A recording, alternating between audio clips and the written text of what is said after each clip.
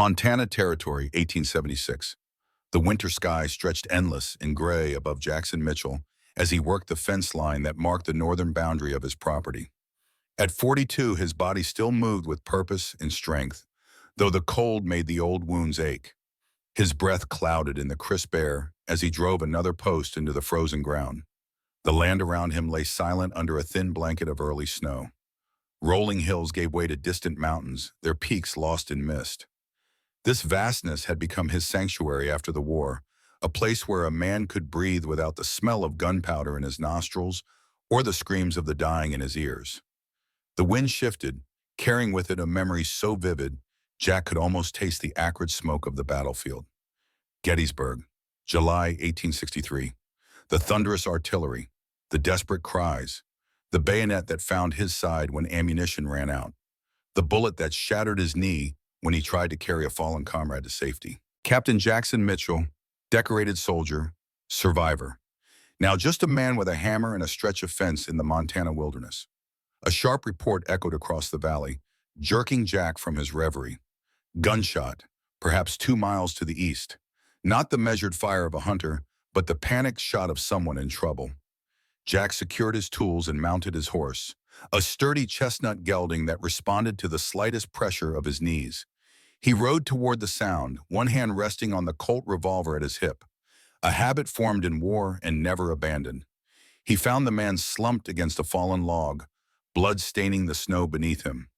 A hunting rifle lay nearby, and 20 yards away, the massive carcass of a grizzly bear. The hunter had gotten his kill, but not before the beast had mauled him severely. Jack dismounted, his damaged knee protesting as he approached. The man's eyes fluttered open, wild with pain and fear. "Stay still." Jack kept his voice calm as he assessed the wounds. 3 deep gashes across the chest, another on the arm. Serious, but survivable if the bleeding could be stopped. "What's your name?" "Ellis, Frank Ellis." The man's voice barely rose above a whisper. Jack retrieved a medical kit from his saddlebag, a relic from his war days that he maintained with religious devotion.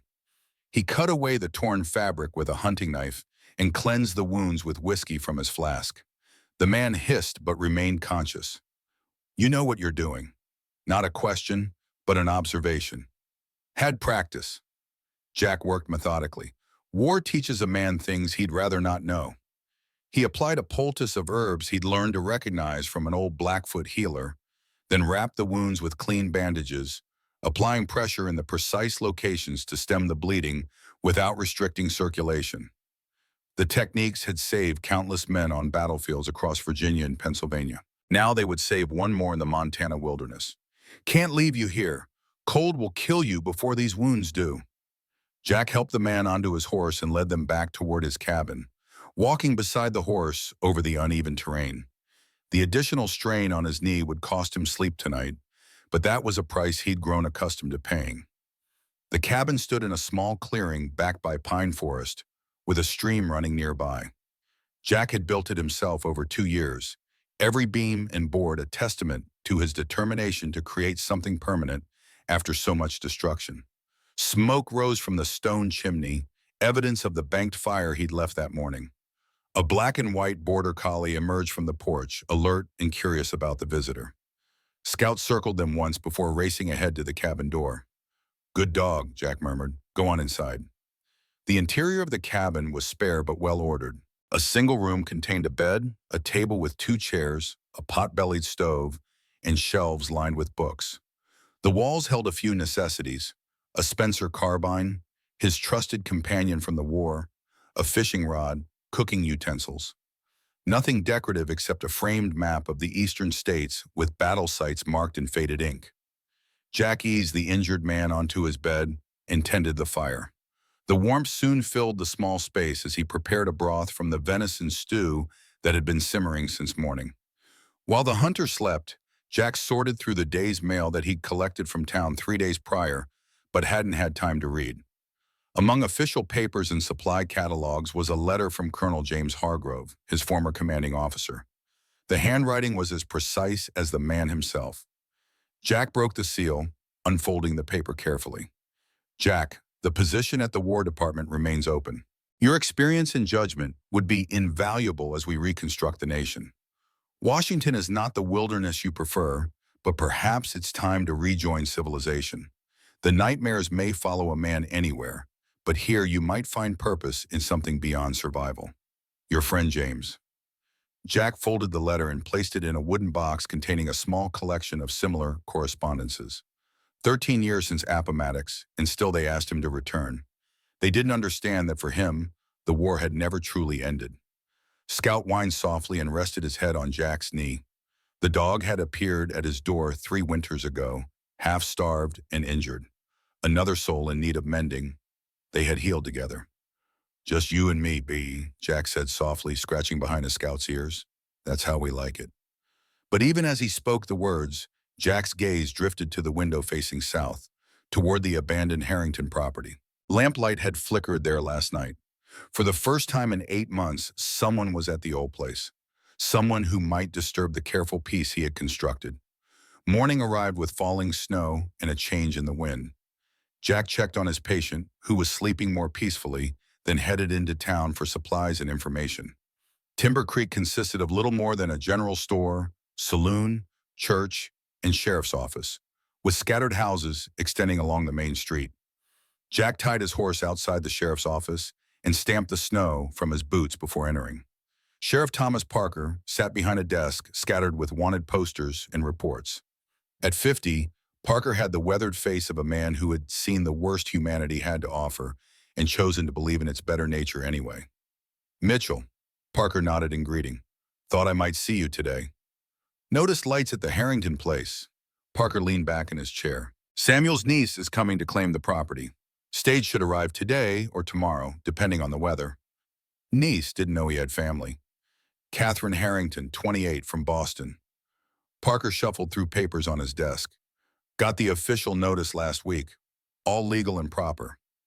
Jack absorbed the information silently. A woman from Boston trying to run a Montana ranch alone. The idea was almost laughable, except there was nothing funny about watching someone fail against the harshness of frontier life. "There's something else you should know." Parker lowered his voice. "Victor Caldwell has been sniffing around that property since before Samuel was cold in the ground." Jack's expression darkened at the name. Victor Caldwell, representative of the Western Pacific Railroad. A man who collected land like some collected coins, often through methods that skirted the edges of legality. "The railroad wants a route through the valley," Parker continued. "Most of the smaller ranchers south of town have already sold. Harrington refused. Now Caldwell set his sights on you in the Harrington place. Together, your properties control the only viable pass for 20 miles. My land's not for sale." "Figured as much." Parker sighed. "Just watch yourself. Caldwell plays by different rules these days. Has the territorial governor's ear and enough money to make problems disappear." "Speaking of problems," Jack said, "I've got an injured hunter at my place. Grizzly attack. He'll need proper medical attention once the weather clears." Parker nodded. "I'll send Doc Miller out when the snow lets up." "Who is he?" "Frank Ellis. Said he was passing through from Idaho." Something flickered across Parker's face. "Ellis, you say? Interesting. There's been talk of a Frank Ellis causing trouble in mining camps near Helena. Might be worth keeping an eye on him till I can check on his story." Jack nodded, filing away the information. "I'll be at the general store if you need me." Outside, the snow had intensified. Jack made his way to Henderson's general store, where Mrs. Henderson, a widow in her 60s, greeted him warmly. "Mr. Mitchell, twice in 1 month. Must be a special occasion. Need supplies and information." Mrs. Henderson smiled as she began gathering his usual order of coffee, flour, and ammunition. "About the Harrington girl, I imagine. Everyone's curious." Samuel kept to himself, never mentioned family.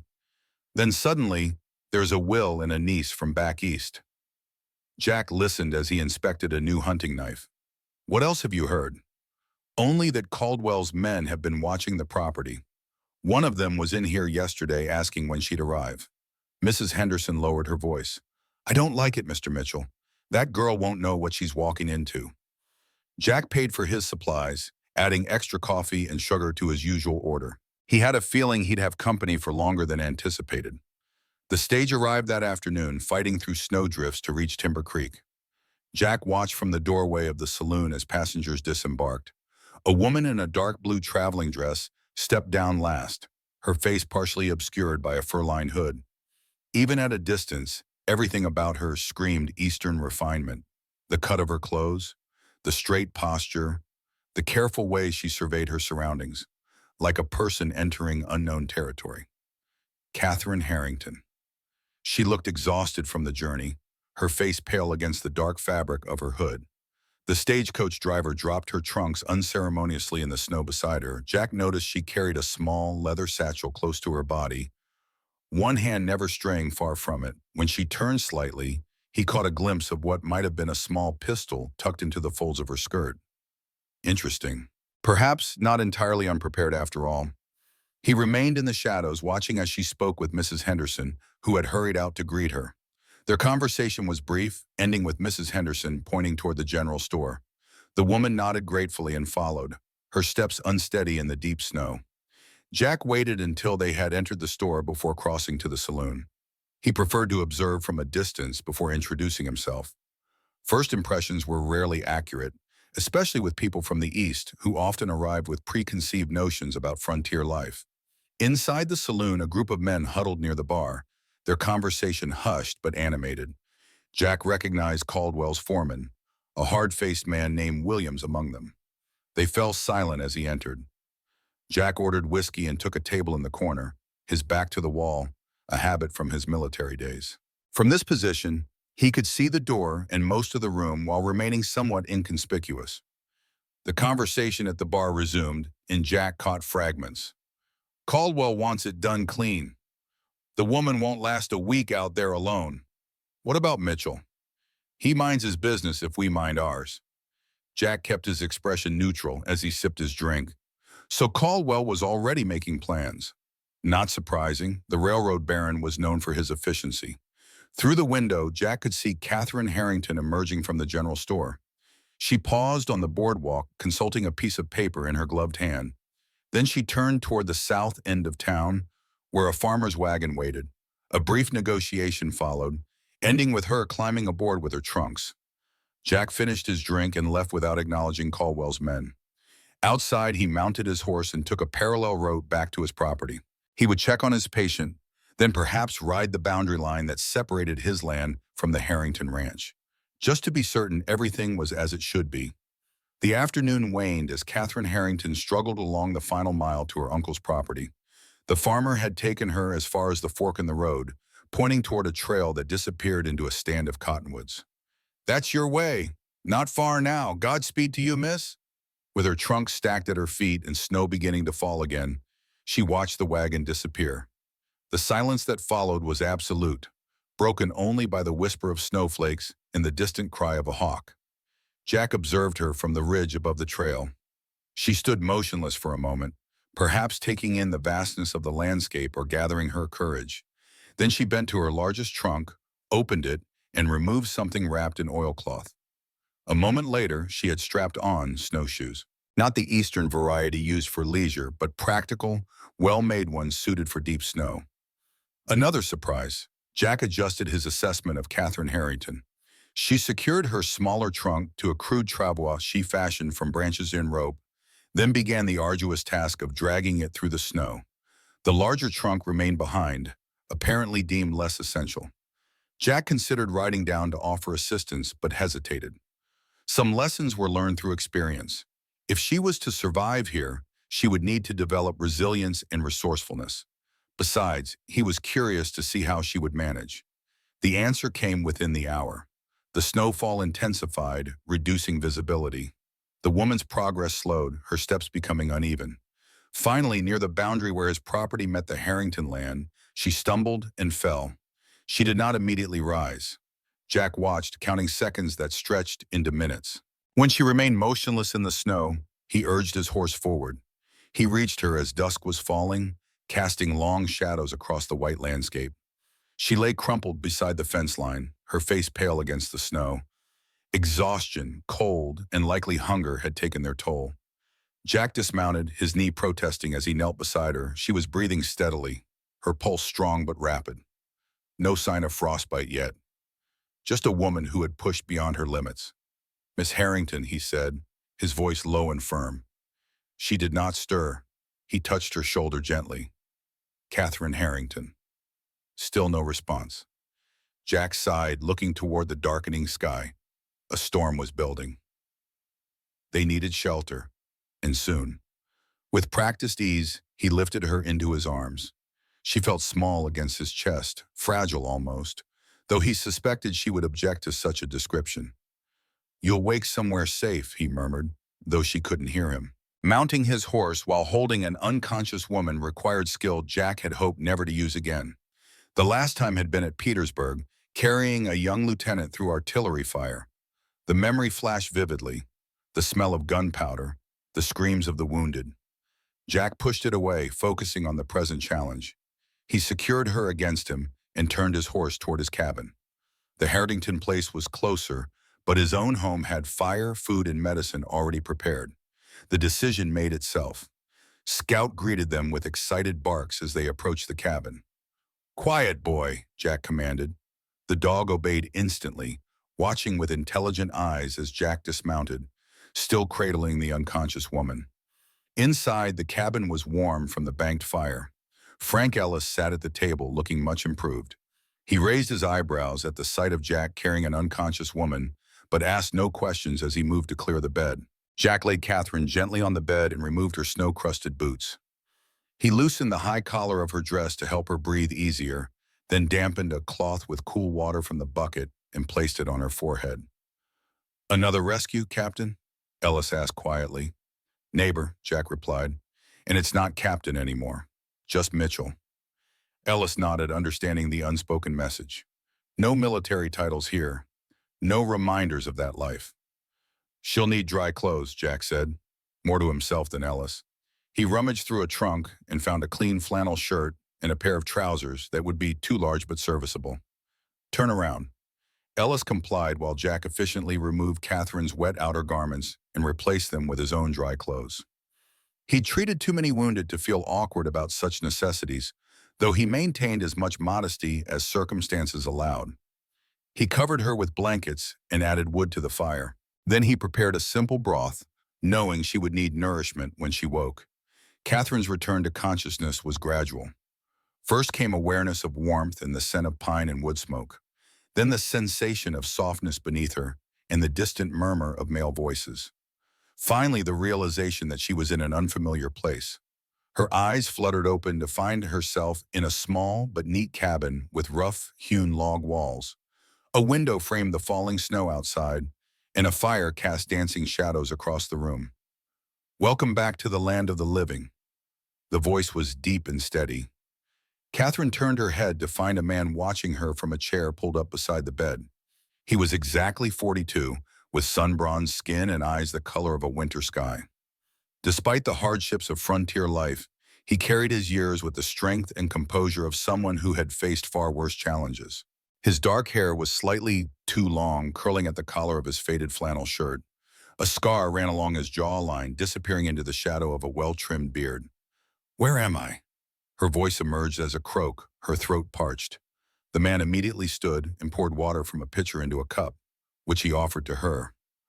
"My cabin. Found you passed out by the fence line. I'm Jackson Mitchell." Catherine took the cup with trembling hands, suddenly aware that she was wearing unfamiliar clothing. She glanced down, then back at Mitchell with alarm. "Your clothes were soaked through," he explained matter-of-factly. "Hypothermia is a quick killer in these parts. I've got your things drying by the fire." She took a careful sip of water. It tasted sweet and pure. "Catherine Harrington, I was heading to my uncle's property." "I know." Mitchell's face remained impassive. "Samuel Harrington's place borders mine to the south. You're about half a mile north of it." "You knew my uncle?" "Not well. He kept to himself. Good neighbor, though. Respected boundaries." Mitchell studied her face. "Sorry for your loss." The simple words contained no false sentiment, just a straightforward acknowledgement of grief. Catherine appreciated that more than any elaborate condolence. "Thank you. I never actually met him. My father and he were estranged for many years." She attempted to sit up, finding herself surprisingly steady despite her ordeal. "I only learned of the ranch's existence after my father's death last month." Mitchell nodded thoughtfully. The place has been empty since Samuel died. Neighbors have kept an eye on the livestock. What's left of it, anyway. A second man emerged from the shadows of the cabin, younger than Mitchell, with a bandaged chest visible beneath his partially buttoned shirt. Frank Ellis, ma'am, another of the captain's rescues. Not captain, Mitchell corrected quietly. Just Mitchell. Force of habit, Ellis said with a slight smile. Hard to forget when a man pulls you from the battlefield. Catherine observed the exchange with interest. So Mitchell had served in the war. That explained the military bearings she'd noticed even in his stillness. I'm sorry to be such trouble, she said, turning back to Mitchell. Once I've rested, I'll continue to my property. Mitchell's expression remained neutral. Not tonight. Storm's picking up. You're suffering from exhaustion and exposure. The ranch will still be there tomorrow. Catherine wanted to protest, to insist on continuing to the place she had traveled over 2,000 miles to claim, but exhaustion weighed her limbs like lead, and the warmth of the cabin was seductively comfortable after days of arduous travel. I'll repay your kindness, she said instead. Mitchell waved away her offer. No debt between neighbors. He moved to the stove where a pot simmered. You should eat something, regain your strength. And the stew was simple but hearty, filled with venison, potatoes, and wild onions. Catherine ate slowly, aware of both men watching her with varying degrees of curiosity. What brings a Boston lady to Montana territory? Ellis asked finally. Begging your pardon, but it's unusual. Catherine considered her answer carefully. A fresh start. My father's death left me with few options in Boston. And many questions for her by Dwight, Mitchell observed. She met his gaze directly. Yes, many questions. Mitchell nodded as if her answer confirmed something for him. Territory has a way of providing answers, though rarely the ones we expect. Later, as Catherine drifted towards sleep in Mitchell's bed while he prepared a pallet near the fire for himself, she heard the two men speaking in low voices. Caldwell's men were asking about her in town, Ellis said. I know, Mitchell replied. Sheriff mentioned it. They'll come for the land, they always do. Let them try. Mitchell's voice held a quiet certainty that was somehow more intimidating than any threat could have been. Get some sleep, Ellis. Tomorrow will bring its own troubles. Catherine closed her eyes, questions swirling in her mind. Who was Caldwell? What did he want with her uncle's land? And what kind of man was Jackson Mitchell, who rescued strangers and spoke of trouble with such calm certainty? Sleep claimed her before she found answers. Her last thought a realization that for the first time in months, she felt something close to safe. Morning brought clarity and a sense of purpose. Catherine woke to find her clothes clean and dry, folded neatly on a chair beside the bed. The cabin was empty, save for Scout, who watched her with intelligent eyes from his position by the door. A note on the table, written in a strong, clear hand, informed her, Gone to retrieve your trunk and check livestock. Coffee hot on stove. Help yourself to breakfast. Back mid-morning. Mitchell, she dressed quickly, grateful to be back in her own clothing, though she found herself missing the comfortable warmth of Mitchell's flannel shirt. The morning routine of washing her face and arranging her hair provided a small sense of normalcy after the strangeness of the previous day. Scout followed her movements with interest, occasionally thumping his tail against the floor in what seemed like approval. At least you are easy to please, Catherine told him with a small smile. Mitchell returned as promised, stamping snow from his boots before entering. Weather's clearing, he announced without preamble. We can head to your place once you've had coffee. Mr. Ellis? Sheriff came for him at first light, wanted to ask some questions about his business in the territory. Mitchell poured himself coffee. Your trunk's outside. Couldn't bring it in without waking you. Catherine felt a moment of panic. My satchel? The leather one? On the hook by the door. Didn't touch it. Relief washed over her. The satchel contained her uncle's will, the deed to the property, and other papers too valuable to risk losing, and the small pistol her late husband had insisted she learn to use. They set out an hour later, Mitchell leading his horse with Catherine's trunk secured behind the saddle. He walked beside her, his long stride adjusted to match her pace. Scout ranged ahead, occasionally disappearing into the trees before returning to check on their progress. Your knee bothers you, Kyanum, Catherine observed after noticing his slight limp. Mitchell glanced at her, surprise briefly crossing his features. War souvenir, axe up in the cold. Which side? The question escaped before she could consider its propriety. Union, 83rd Pennsylvania Volunteer Infantry. His tone was neutral, neither proud nor apologetic, simply factual. Catherine nodded. Boston had been strongly abolitionist, her own father a vocal supporter of the Union cause. But she had learned that out here, 13 years after Appomattox, such distinctions mattered less than a person's actions in the present. They crested a small rise, and Mitchell stopped. There it is, Harrington Ranch. The property revealed itself gradually as they descended the slope. A modest house with a sagging porch, a weathered barn and several outbuildings in various states of disrepair. A small herd of cattle huddled in a distant pasture, and chickens scratched in the yard. Catherine felt her heart sink. The place was in worse condition than she had imagined, though the bones of a good ranch were visible beneath the neglect. "My uncle lived here alone?" she asked as they approached. "Far as I know, never married."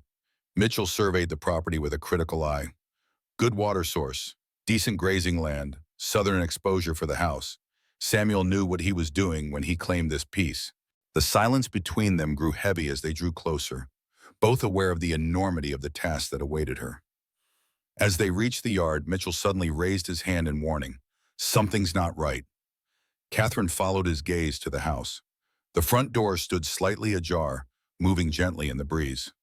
"Stay here," Mitchell ordered, drawing the revolver from his hip with practiced ease. Scout moved to his side, hackles raised. Catherine ignored the command, retrieving her own small pistol from the satchel. Mitchell raised an eyebrow, but said nothing as she checked that it was loaded. They approached the house cautiously, Mitchell taking the lead with Scout beside him. The porch steps creaked under their weight, the sound unnaturally loud in the winter stillness. Mitchell pushed the door open fully with the barrel of his revolver, revealing a dark interior. "Hello, the house," he called. "Sheriff Parker and Mitchell here." The lie about the sheriff was clever, Catherine thought. A potential intruder might face one armed man, but would hesitate at the thought of law enforcement. No response came from within. Mitchell entered first, moving with the silent precision of a predator. Catherine followed, her pistol held ready as Mitchell had shown her. The interior was dim and musty, dust covering every surface. Furniture stood draped in sheets like pale ghosts. But something was wrong. Drawers had been pulled out, their contents scattered across the floor. A trunk in the corner had been forced open, its lid splintered. "Someone's been searching for something," Mitchell observed quietly. Catherine moved toward a roll-top desk that had been pried open. Papers littered the surface, but an empty space at the center suggested something had been removed. "Could be ordinary thieves," Mitchell said, though his tone suggested he didn't believe it. "Place has been empty for months." Catherine shook her head. "This was recent. Look at the dust pattern." She pointed to the desk's surface where clear handprints were visible in the dust. And they knew what they were looking for. Mitchell's expression darkened. "We should check the rest of the house." The search revealed more of the same. Every potential hiding place had been examined and left in disarray. The kitchen cupboard stood open, floorboards had been pried up in one corner, and a small safe in the bedroom had been attacked with tools, though it appeared to have resisted the attempt. "Someone knew your uncle had something valuable," Mitchell said as they returned to the main room. "Question is, what?" Catherine hesitated, weighing how much to reveal to this man she barely knew. Trust came neither quickly nor easily to her, a lesson learned through painful experience. But Mitchell had shown her nothing but decency, and her instincts suggested he was honorable. "My uncle sent a letter to my father shortly before his death," she said finally. "It arrived after my father had already passed. In it, he mentioned a dispute with someone named Caldwell over the property and suggested there was something here that men would kill for. He didn't specify what." Mitchell's expression remained neutral, but something in his eyes sharpened. "Victor Caldwell, railroad man, been buying up land throughout the territory for a new line they're planning. Your uncle refused to sell. And you?" A ghost of a smile touched his lips. "I'm not a selling man, Miss Harrington." Their conversation was interrupted by Scout's warning growl. Mitchell moved to the window, careful to stand to the side rather than directly in front of it. "Riders coming, 3 men." Catherine joined him, peering carefully around the edge of the window frame. Three horsemen approached the house at a leisurely pace. The man in the center rode a magnificent black stallion and wore a coat that spoke of Eastern tailoring. The other two were clearly hired guns, their eyes constantly scanning the surroundings. "Victor Caldwell," Mitchell said quietly, "come to welcome you to the neighborhood." "How hospitable," Catherine replied, her voice dry. She tucked her pistol into the pocket of her skirt. "Shall we greet him properly?" Mitchell studied her face for a moment, then nodded. "Stay alert." Caldwell's smiles hide sharp teeth. They stepped onto the porch as the riders entered the yard. Caldwell, a man of perhaps 55 with silver at his temples and a neatly trimmed mustache, smiled broadly at the sight of them. "Miss Harrington, I presume?" "Victor Caldwell, Western Pacific Railroad." He tipped his hat with exaggerated courtesy. "What a pleasure to welcome you to Montana." His gaze shifted to Mitchell. "And Mr. Mitchell, unexpected to find you here?" "Neighborly visit," Mitchell replied, his posture relaxed but alert. "Indeed." Caldwell dismounted with the fluid grace of an experienced horseman. "I was deeply saddened to hear of your uncle's passing, Miss Harrington, and then to learn of your father's death as well. Such tragedy for one so young." Catherine's spine stiffened. How did Caldwell know about her father? The information wasn't public knowledge in Montana territory. "My condolences on your loss as well, Mrs. Harrington," Caldwell continued, emphasizing the Mrs. with a slight smile. "Your late husband was well regarded in financial circles, I understand." The deliberate mention of her marital status sent a chill through Catherine. Caldwell had clearly investigated her background thoroughly. "You seem remarkably well informed about my personal affairs, Mr. Caldwell," she replied evenly. "Information is valuable in my business, as is land." Caldwell gestured expansively at the property around them. "Your uncle's ranch represents a significant investment of time and labor. Unfortunately, it has fallen into disrepair. Restoring it would require substantial resources.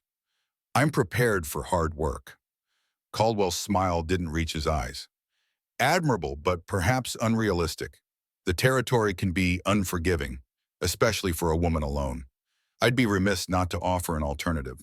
The Western Pacific would be willing to purchase the property for a very generous sum, enough to establish you comfortably anywhere you might wish to go." "I appreciate your concern, Mr. Caldwell, but I haven't traveled 2,000 miles to sell and leave." Something hardened in Caldwell's expression, though his smile remained fixed. "Perhaps after you've experienced a Montana winter, you'll reconsider. My offer will remain open." He reached into his coat and produced a business card, which he extended to Catherine. "Should you change your mind?" Catherine accepted the card without comment. Caldwell remounted his horse with a fluid motion. "A pleasure to meet you, Mrs. Harrington. I look forward to our next conversation." His gaze shifted to Mitchell. "Always good to see you, Mr. Mitchell. Perhaps one day you'll also recognize the inevitability of progress." The three riders departed, leaving Catherine and Mitchell standing in the yard. Once they were out of earshot, Mitchell turned to her. "Caldwell rarely makes personal visits unless he wants something badly." Catherine watched the retreating figures. "He knows too much about me." "That bothers you." "It should bother anyone." She turned toward the house. "I need to secure what's left of my uncle's papers before nightfall, and perhaps board up a few windows." Mitchell studied her for a moment. "I'll help you make the place weathertight. Can't do everything today, but enough to get you through the night." He hesitated, then added, "Scout should stay with you. He's a good watchdog." Catherine wanted to refuse to prove she could manage alone, but practicality won over pride. "Thank you for everything." As they worked together to secure the house, Catherine felt Caldwell's words echoing in her mind. The territory could indeed be unforgiving, but so could she, when necessary. She hadn't come to Montana seeking safety or ease, but rather something far more precious: freedom, independence, a place where she could rebuild herself after years of careful dismantling. The sun began its descent as they finished the essential repairs. Mitchell prepared to depart, leaving her with firewood, basic provisions, and instructions on securing the doors and windows. "I'll return tomorrow with more supplies," he said, mounting his horse. "There's a rifle above the fireplace. It should be loaded, but check it anyway." Catherine nodded. "We haven't discussed payment for your help." Mitchell's expression softened slightly. "No debt between neighbors. Samuel would have done the same for me. As he rode away, Catherine stood on the porch with Scout at her side, watching until horse and rider disappeared into the gathering dusk. She faced the house that was now hers, with all its challenges and secrets. "Well, Scout," she said, kneeling to scratch behind his ears, "it seems it's just you and me now." That night, lying in her uncle's bed with Scout curled protectively nearby, Catherine listened to the unfamiliar sounds of the prairie night, the distant howl of coyotes, the whisper of wind through grass, the creaking of the old house as it settled. Sleep came fitfully, interrupted by strange noises and the weight of uncertainty. But beneath the anxiety lay a current of determination. Caldwell clearly wanted this land, and not just for a railroad. Something else was at stake, something connected to her uncle's cryptic warning. Whatever secret the Harrington Ranch held, Catherine intended to discover it, and to protect what was now hers, no matter the cost. Dawn broke over the Harrington Ranch with pale fingers of light stretching across the frost-covered ground. Catherine woke to the unfamiliar sound of cattle lowing in the distance and Scout scratching at the bedroom door. She had slept fitfully, her dreams filled with shadowy figures searching through endless rooms. The house felt different in daylight. Beneath the dust and neglect, she could see the careful craftsmanship in the joinery, the thoughtful placement of windows to capture both morning and afternoon light. Her uncle had built this place to last. Catherine dressed quickly in her most practical skirt and blouse, mentally cataloging the tasks that awaited her. Water needed to be drawn, livestock fed, firewood brought in, the basic rhythm of ranch life that had previously existed only in books she had read. Outside, frost crunched beneath her boots as she made her way to the well. The pump handle resisted her first attempts, then gave way suddenly, nearly causing her to lose balance. Water gushed forth, icy cold and clear. A small victory. The chicken coop yielded 5 eggs, a welcome addition to the meager supplies Mitchell had left. As Catherine turned toward the barn to assess the livestock, Scout suddenly growled. His ears pricked toward the northern boundary. A moment later, Jackson Mitchell appeared on horseback, leading a second horse laden with supplies. Catherine felt a curious mixture of relief and annoyance at his arrival. Relief at not facing the day's challenges alone, annoyance at how quickly she had come to welcome his presence. Mitchell dismounted with the fluid economy of movement she had noticed before, though she saw him favor his right leg slightly. "Morning," and he called, his voice carrying in the still air. "Thought you might need these." He gestured to the supplies. As he approached, he surveyed her appearance with a quick glance. "You've been busy already." "Eggs," she replied, holding up her small basket. "And I managed to get the pump working." Mitchell nodded, the barest hint of approval in his expression. "Pump needs a new leather washer." Brought one along. He unloaded several packages from the second horse. "Basic provisions: flour, coffee, bacon, some tools you'll need." "I can pay for these," Catherine began, but Mitchell waved away her offer. "Consider it a welcome gift. Besides, some of this comes from your uncle's stores that neighbors have been safeguarding." They carried the supplies into the kitchen, where Catherine set about making a simple breakfast. The domesticity of the moment struck her as strangely incongruous given their brief acquaintance. Yet Mitchell seemed perfectly at ease, building up the fire in the stove and filling the coffee pot without being asked. "What's first on your list?" he asked as they ate. Catherine had been considering this since dawn. The roof over the west bedroom is leaking, and the chicken coop needs reinforcing against predators. Then there's the matter of cataloging what livestock remains. Mitchell nodded. "Roof first. Weather's holding today, but that could change. I'll show you how to replace the damaged shingles." The morning passed in a blur of activity. Mitchell proved to be a patient teacher, explaining the mechanics of each task with practical efficiency. He demonstrated how to test wood for rot, how to properly nail roofing shingles, the correct angle to split firewood. Catherine absorbed everything, asking questions when necessary, but mostly watching and imitating. Her hands, once suited only for needlework and piano, soon bore the marks of honest labor. Splinters, small cuts, the beginning of calluses. By midday, they had repaired the worst of the roof damage. Catherine stood in the yard, neck craned to examine their handiwork, a sense of accomplishment warming her despite the chill in the air. "It will hold," Mitchell said, following her gaze. "Not forever, but through winter at least." "Thank you," Catherine said. "I wouldn't have known where to begin." Mitchell regarded her for a moment. You're a quick study. Most city folk would have given up by now. I'm finding I prefer this to city life, Catherine admitted. In Boston, everything was about appearances, social standing. Here, what matters is whether you can fix a roof before the snow gets in. Don't romanticize it too much, Mitchell cautioned. Winter can be brutal. There's drought, disease, sometimes trouble with rustlers or wolves. I didn't say easy, Catherine countered. I said preferable. The challenges here are straightforward, even when they're difficult. Something in Mitchell's expression shifted, a subtle softening around the eyes. You're an unusual woman, Catherine Harrington. I'll take that as a compliment, Mr. Mitchell. And their shared smile held a moment longer than necessary before Mitchell turned away. Let's see to that chicken coop before we lose the light.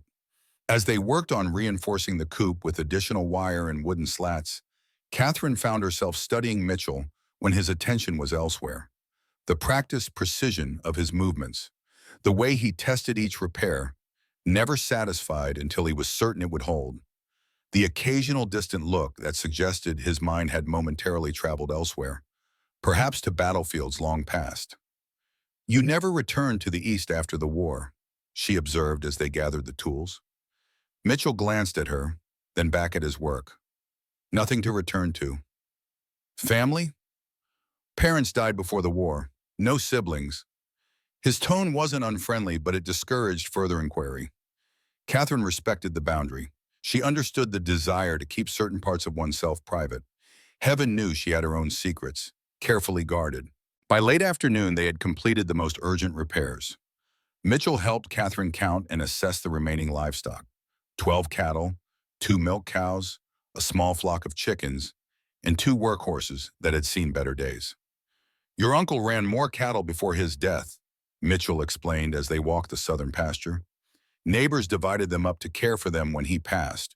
Most will be returned now that you're here to claim them. I know nothing about cattle, Catherine admitted. You'll learn. Mitchell pointed toward a line of mountains in the distance. Come summer, you'll drive them up to those high pastures for better grazing. I can help with that when the time comes.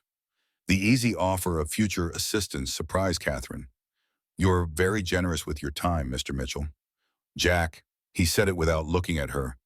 If we're to be neighbors, might as well use my name. Jack, she repeated, testing the informal address. And I'm Catherine. Though most called me Kate before... Before? She hesitated. Before I came west. Jack seemed to sense her reluctance to elaborate. He nodded toward the house. Lights fading, we should finish securing the place before dark. As they walked back, Kate found her thoughts turning to the searched rooms and the cryptic warning in her uncle's letter. Why would Caldwell want this land so badly? Is it just for the railroad? The pass through the mountains makes it valuable, Jack replied. But there's good grazing land south of town that would work nearly as well. Something else is at play. My uncle believed there was something here worth killing for. Jack's expression grew serious. Whatever it is, Caldwell wants it, and he's not a man who accepts refusal easily. What do you know about him?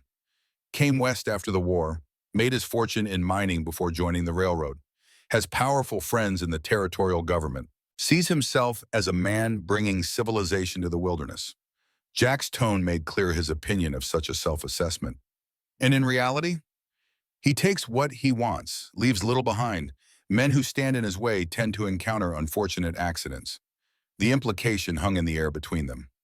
Samuel Harrington's death had been reported as natural, but perhaps it was worth questioning. I should be getting back, Jack said as they reached the house. Scout will stay with you again. He's taken a liking to you. And I to him, Kate said, reaching down to scratch the dog's ears. I've left the Spencer carbine cleaned and loaded, Jack continued. Keep it near your bed. Use it if necessary. I will. Jack hesitated, seeming on the verge of saying something more, then simply nodded and turned toward his horse. Jack, Kate called after him. Thank you for all of this. He glanced back. Lock your doors tonight, Kate. And if you hear anything unusual, use the rifle first and ask questions later. With that sobering advice, he mounted and rode away, leaving Kate standing on the porch with Scout at her side, watching until he disappeared from view. Inside, Kate secured the doors and windows as instructed, then set about preparing a simple meal from her new supplies. As she worked, she considered Jack Mitchell, a man who clearly valued his solitude, yet had spent his entire day helping a stranger, a former soldier who had sought peace in this remote place, only to find himself drawn into potential conflict once again. After eating, Kate retrieved her uncle's journal from her satchel. She had found it among her father's papers after his death, along with a deed to the ranch and the cryptic letter warning of danger. The journal entries spanned several years, detailing the daily life of a man she had never known yet, with whom she shared blood. She read by lamplight until her eyes grew heavy, learning about cattle drives, harsh winters, moments of beauty in the vast landscape. Samuel Harrington had been a solitary man, but not a lonely one. He had found contentment in this place. As she turned the pages, specific entries caught her attention. April 12, 1875. Heavy storm last night caused a landslide on the South Ridge. Went to check the damage this morning and noticed something peculiar in the eroded soil. Flecks of yellow gleaming in the red clay. Too small to be certain, but enough to make my heart beat faster. April 20th, 1875. Spent a week examining the ridge. Dug a few test holes and panned the dirt. Just as I suspected, gold. Not the played-out surface gold that's been exhausted in most areas, but signs of a deeper vein. Must keep this quiet. Too many greedy men in this territory. June 8th, 1875. Purchased basic mining equipment from Helena. Told folks I was experimenting with a new well. William at the general store gave me an odd look, but thankfully asked no questions. Continued to take samples when time allows. Not enough to draw attention, but enough to know I'm sitting on considerable wealth. Catherine's hands trembled slightly as she realized what she was reading. Her uncle hadn't just found a few gold flakes. He had discovered what might be a significant deposit. No wonder Caldwell was so interested in the property. The most recent entries, however, held a different tone. Terse notes about seized men watching the property and offered double market value suggested Caldwell's pressure had been building for some time before her uncle's death. The final entry, dated just 3 days before he died, read simply, "Found it. God help me, I finally found it. Must tell Thomas, but carefully. C has ears everywhere." Thomas. Sheriff Parker, perhaps? Kate made a mental note to speak with him privately when next she visited town. She closed the journal and prepared for bed, placing the Spencer carbine within easy reach as Jack had instructed. Scout settled on the floor beside her bed, his presence reassuring in the unfamiliar darkness. Sleep came more easily than the previous night, her body exhausted from unaccustomed labor. But sometime in the deepest part of night, Kate jerked awake, instantly alert. A sound from outside. Something that didn't belong to the natural symphony of night noises she was gradually learning to identify. Scout was already on his feet, a low growl rumbling in his throat. Kate reached for the rifle and moved silently to the window. The moon, nearly full, cast enough light to see the yard clearly. Nothing moved. Then a shadow detached itself from the barn, followed by another. 2 men moving with deliberate stealth toward the house. Kate's heart hammered in her chest. She considered her options. The men were too close to the house for her to run for help. Confronting them directly seemed foolhardy, but allowing them to enter unopposed was unthinkable. A third figure emerged from behind the barn, taller than the others. Even in the moonlight, Kate recognized the distinctive silhouette of the man called Williams, Caldwell's foreman. Decision made, Kate positioned herself beside the window rather than in front of it, as she had seen Jack do. She raised the rifle, took a deep breath to steady herself, and fired a warning shot into the air. The effect was immediate. The men scattered, one diving behind the water trough, another sprinting for the cover of the corral. Williams remained in place for a moment, his face turned toward the house, before slowly backing toward the barn. Scout barked furiously, adding to the chaos. Kate chambered another round, prepared to fire again if necessary. The standoff lasted perhaps a minute, though it felt far longer. Then, from the north, came the sound of approaching hoofbeats. The intruders must have heard it too, for they abandoned their positions and disappeared into the darkness beyond the barn. Kate kept the rifle ready as the rider approached. Relief flooded through her as Jack emerged into the moonlight, his own rifle held at the ready. He dismounted swiftly and approached the house. "Kate," he called, "it's Mitchell." She unlocked the door, Gout pushing past her to greet him. "Three men," she explained quickly. "They were coming from the barn. One was Caldwell's foreman." Jack's expression darkened. "Are you hurt?" "No, I fired a warning shot and they retreated when they heard you coming." Jack nodded, his eyes scanning the darkness beyond the yard. "You did well. Stay inside while I check the property." He disappeared into the darkness with Scout at his heels, moving with the silent efficiency of a man accustomed to danger. Kate watched from the doorway, rifle still in hand, her heartbeat gradually slowing to normal. Jack returned 15 minutes later, his expression grim. "They're gone. Followed their tracks to the creek where they'd left horses. Lost the trail when they crossed into rocky ground." "How did you know to come?" "Wasn't sleeping well. Heard the shot." He studied her face. "You're handling this better than most would." Kate lowered the rifle, suddenly aware of her disheveled appearance. Hair loose around her shoulders, wearing only a nightgown and hastily donned shawl. "Not my first encounter with unwelcome visitors." Something in her tone must have revealed more than she intended, for Jack's gaze sharpened. He didn't press, however, simply nodding toward the interior of the house. "Let's secure things properly. I'll stay the rest of the night." The offer should have scandalized her. An unmarried man staying overnight with her in such a state of undress. But conventional propriety seemed absurdly irrelevant given the circumstances. "Thank you," she said simply, stepping aside to let him enter. Jack checked all windows and doors, then positioned a chair where he could see both the front door and the main window. "Get some sleep," he told her. "I'll keep watch." "You need rest too." A ghost of a smile touched his lips. "Old habits. I can go days without proper sleep if necessary." "Another war souvenir?" "Of sorts." He settled into the chair, rifle across his knees. "Sleep, Kate. Tomorrow will bring its own challenges." She hesitated, then retreated to the bedroom, leaving the door ajar.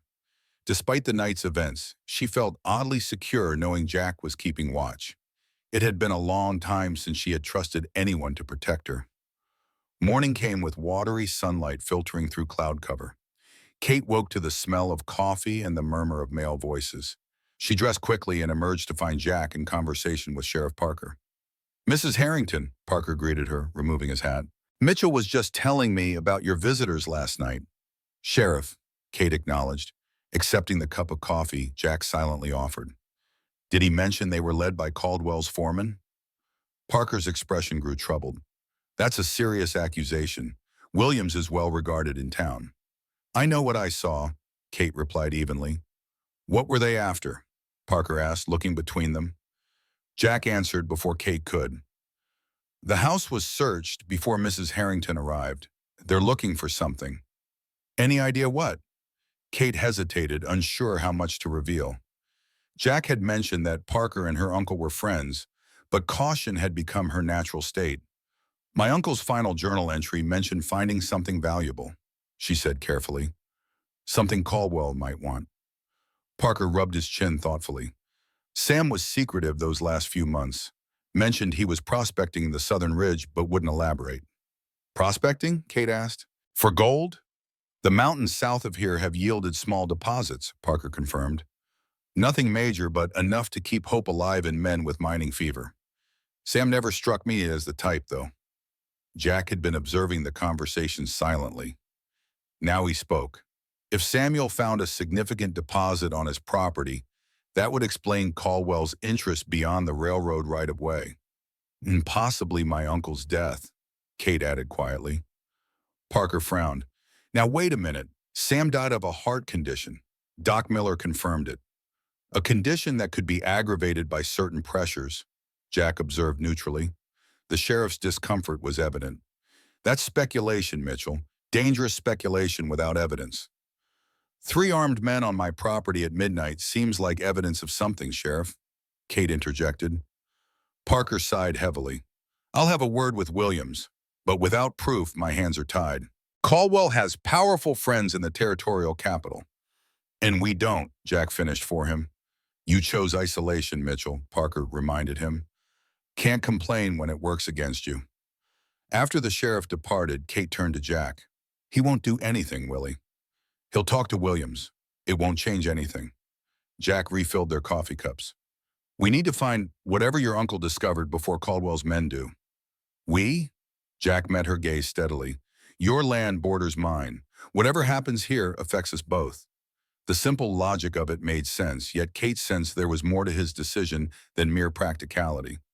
Why are you really helping me, Jack? You value your solitude. I'm disrupting that. He considered the question longer than she expected. During the war, I learned there are moments when a man must choose where he stands. This feels like one of those moments. The answer revealed more about Jack Mitchell than perhaps he intended. He was a man guided by an internal moral compass, one that apparently pointed toward protecting his neighbor despite the personal cost. Then we're partners in this, Kate said, extending her hand in a decidedly unfeminine gesture. Jack seemed surprised but took her hand briefly. His palm was calloused, the grip firm but not overwhelming. Partners, he agreed. They spent the morning systematically searching the house for hiding places Samuel might have used, behind panels, beneath floorboards, inside hollow table legs. The previous searchers had been thorough, but Kate hoped her knowledge of her uncle's journal might provide insights they lacked. By midday, they had found nothing beyond a small cache of silver coins and personal letters hidden in a compartment beneath the kitchen floorboards. Important to Samuel, perhaps, but hardly worth killing for. We're approaching this wrong, Jack said as they paused for a simple meal. Your uncle was a practical man. If he found something valuable, he wouldn't keep it in the house where it could be easily discovered. The barn, Kate suggested? Possibly, or somewhere on the property that held significance for him. Jack considered for a moment. Was there anything in his journal? A special place he mentioned? Kate tried to recall. He wrote about a ridge where he liked to watch sunsets, and a spring near the southern boundary. The spring's a natural water source. Good place to hide something you don't want found. Jack rose from the table. We should check it while we have daylight.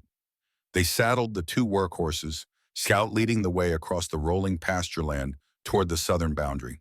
The landscape opened before them, vast and beautiful despite the winter barrenness. Mountains rose in the distance, their peaks obscured by clouds that promised snow. How far to the spring? Kate asked as they rode. Half-mile near where the creek bends east. Jack pointed toward a line of cottonwoods in the distance. Samuel built a small shelter there for calving season. The shelter proved to be a simple three-sided structure facing away from the prevailing wind. Beside it, a natural spring bubbled up from between rocks, forming a small pool before flowing away to join the larger creek. Jack dismounted, scanning the area with experienced eyes. Ground's been disturbed here recently. He pointed to an area near the spring where the earth appeared darker than surrounding soil. Kate joined him, noting the subtle signs of digging. Caldwell's men? Or your uncle? Jack knelt to examine the soil more closely. Recent enough, within the last month or two. They began to dig using tools Jack had brought from the barn. The ground was partially frozen, making the work difficult. As they dug deeper, Kate noticed something troubling. This soil has been turned before, she observed. Recently. Jack nodded grimly. We're not the first to search here. After an hour of digging, they found nothing but rocks and frozen earth. Discouraged, Kate sat back on her heels. Perhaps we're wrong about this place. Jack was about to respond when Scout, who had been exploring the area, began barking insistently from inside the shelter. They moved quickly to investigate. The dog was pawing at the packed earth floor in the rear corner of the structure. Jack knelt beside him, examining the ground. Good boy, Scout. He looked up at Kate. The floor's been disturbed. Recently. They set to work with renewed energy. This time, their efforts were rewarded sooner. Less than 2 feet down, Jack's tool struck something solid. Carefully, they excavated around the object, revealing a small metal box, roughly the size of a cigar case. Is this it? Kate asked. Voice hushed. Jack lifted the box from the earth. It was locked, but the simple mechanism gave way under pressure from his knife. Inside lay a folded document in a small leather pouch. Jack handed the box to Kate, an unexpected deference that she appreciated. With careful fingers, she unfolded the document. It was a survey map, hand-drawn with meticulous detail, showing the Harrington property and surrounding area. In the southwestern section, an area had been circled in red ink with notations in her uncle's handwriting. Gold deposits, she read aloud. Estimated value $50,000 million. Jack's eyes widened slightly. That would be a substantial fine for a single property. Kate opened the leather pouch. Inside were several small nuggets in flakes of gold. Samples, she murmured. Proof of his claim. Jack studied the map more carefully, his finger tracing the red markings. Look at this, he said, pointing to the map. The red lines show the gold potential doesn't just sit in one concentrated area, but runs as a vein along the boundary of all three properties, your uncle's, Inyan, and even extending to the western corner of Caldwell's land. Samuel didn't just find a small pocket of gold, he found the head of an entire vein. So that's why Caldwell wants both properties, Kate said, understanding dawning. Not just for the railroad or a bit of gold. He knows the location of the entire vein. And explains why Samuel kept it secret, Jack added. A discovery like this could transform the entire valley. Gold rushes, speculators, crime, all the things your uncle left behind when he came to the territory. Kate examined one of the larger nuggets from the pouch. These aren't just surface flakes. This is from a substantial deposit. If Samuel's survey is accurate, Jack said, this could be worth far more than $50,000. This could be one of the richest finds in the territory in years. The implications settled over them. This wasn't just about saving a ranch anymore. It was about protecting a fortune that could sustain generations. This changes things, Jack said quietly. $50,000 in gold would be worth killing for, and worth far more to Caldwell than just a railroad right-of-way. The implications settled over them. Samuel Harrington hadn't been an obstacle to progress, as Caldwell would frame it. He had been sitting on a fortune that the railroad man wanted for himself. We need to secure this, Jack said, gesturing to the map in gold. And quickly, if Caldwell's men have already searched here once, they might return. As if summoned by his words, Scout growled, his attention fixed on the approach to the spring. Jack moved swiftly, pulling Kate into the shelter and drawing his revolver in one fluid motion. Someone's coming, he whispered. 2 riders, from the north. Kate quickly returned the map and gold to the box, then slipped it into her coat pocket. Jack positioned himself at the edge of the shelter, where he could see without being immediately visible. Caldwell's men, he confirmed after a moment. Williams and one other. They must have been watching the property, Kate realized, waiting for us to lead them to the gold. Jack's expression hardened. Stay behind me. If shooting starts, take the horses and ride from my place. Don't stop for anything. Before Kate could protest, Williams called out, We know you're there, Mitchell. The lady too. Let's talk civilized. Jack exchanged a glance with Kate, then stepped into view, keeping his revolver ready but not raised. Nothing civilized about trespassing, Williams. Williams and his companion halted their horses at a cautious distance. The second man Kate recognized from town, one of the rough-looking miners who frequented the saloon. Just doing our job, Williams replied with forced affability. Mr. Caldwell asked us to check on Mrs. Harrington. After last night's disturbance, he was concerned for her safety. Concerned enough to send the same men who caused the disturbance? Jack's tone was conversational, but his stance remained combat-ready. That's thoughtful. Williams's smile faded. I don't know what the lady thinks she saw, but my men and I were nowhere near her property last night. Then you won't mind if Sheriff Parker questions you under oath, Kate said, stepping up beside Jack despite his warning glance. The sheriff knows better than to interfere with Western Pacific business. Williams's pretense at friendliness was gone now. Mr. Caldwell has been patient, Mrs. Harrington, but patience has limits. Whatever your uncle found belongs rightfully to the company. How do you figure that? Jack asked. The land was promised to Western Pacific months ago. Samuel Harrington agreed to sell, then reneged when he found the gold deposit.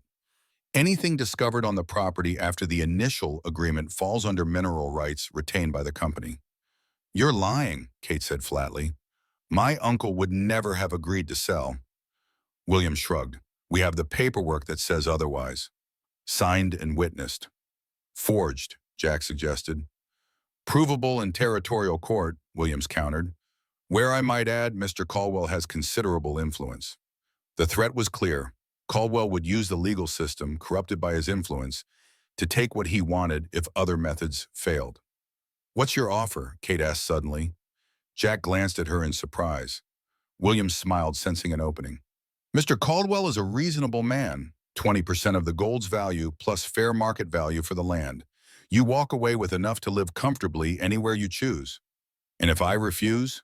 Williams's smile turned cold.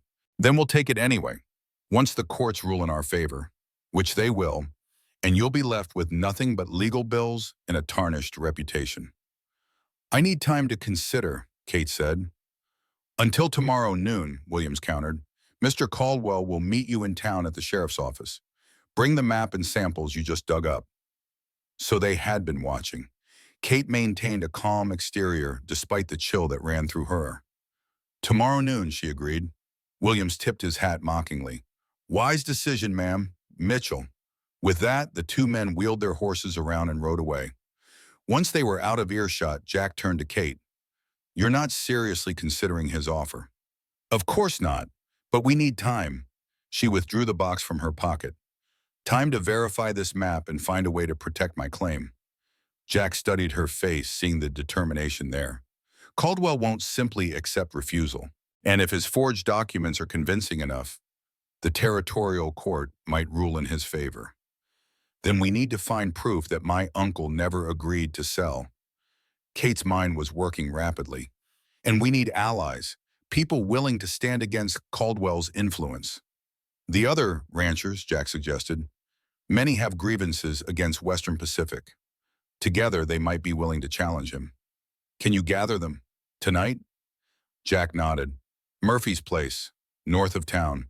It's remote enough to avoid Caldwell's spies." They rode back to the ranch in tense silence, both aware that they were likely being watched. At the house, Jack prepared to leave. "Pack what you need for a few days," he instructed. "When darkness falls, take the back trail through the pine stand. It's harder to follow. I'll meet you at the fork in the creek and lead you to Murphy's." "You think they'll attack the house again?" "I think Caldwell wants that gold badly enough to bypass legal channels if necessary." Jack checked his revolver before holstering it. "Be careful, Kate. Trust no one between now and nightfall." After he departed, Kate moved with purposeful efficiency. She gathered essential items: clothing, her uncle's journal and papers, the precious map, and gold samples. Then she systematically searched the remaining rooms once more, hoping to find any document that might prove her uncle hadn't agreed to sell. In the study, she discovered a small leather-bound ledger tucked behind a loose baseboard that previous searchers had overlooked. It contained Samuel's business transactions for the past year, including detailed notes of his interactions with Western Pacific representatives. The final entry, dated just days before his death, read, "Caldwell offered $10,000, refused again, told him property not for sale at any price. He threatened legal action. Must speak with Thomas about filing official complaint." Catherine flipped back through the ledger's pages, finding earlier entries about Caldwell. September 10, 1875. Caldwell from Western Pacific visited today. Initially just talking about right-of-way for the railroad. I keep the ranch tidy but not too prosperous looking. Don't want to draw attention. However, the way his eyes kept drifting to the South Ridge made me uneasy. Has someone seen what I've been doing there? September 24th, 1875.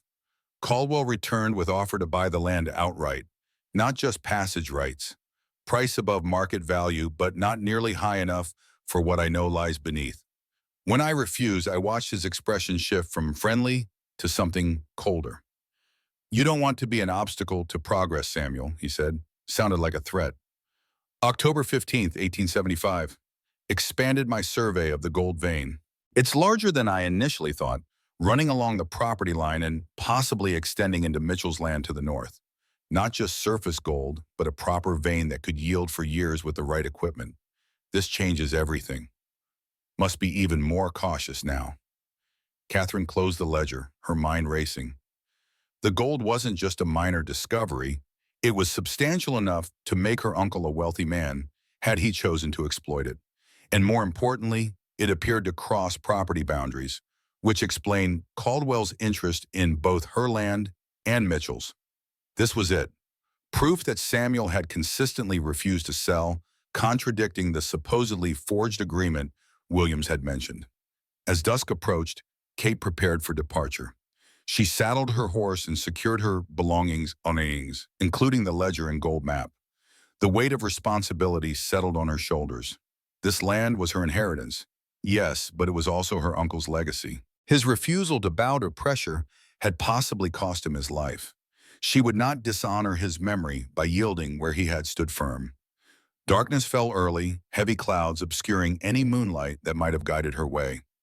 Kate waited until full dark before leading her horse quietly from the barn. Scout padded silently beside her as she took the back trail Jack had described, a narrow path that wound through dense pines before descending toward the creek. The night closed around her, the only sounds the soft footfalls of her horse and the occasional whisper of wind through the trees. Kate moved cautiously, alert for any sign of pursuit. The journey took longer than expected, the unfamiliar trail difficult to follow in darkness. Finally, she reached the fork in the creek where Jack had promised to meet her. The location was well chosen, sheltered by trees on three sides with a clear view of the approach from the direction of town. Kate dismounted and waited, one hand resting on her pistol. Minutes stretched into what felt like hours. Scout remained calm beside her, which she took as a good sign. Surely the dog would alert her if strangers approached. Then, a soft whistle from the trees. Scout's ears perked up, but he made no sound. A moment later, Jack emerged from the shadows, leading his horse. "Any trouble?" he asked quietly. "None. You?" "Caldwell's men are watching the main roads.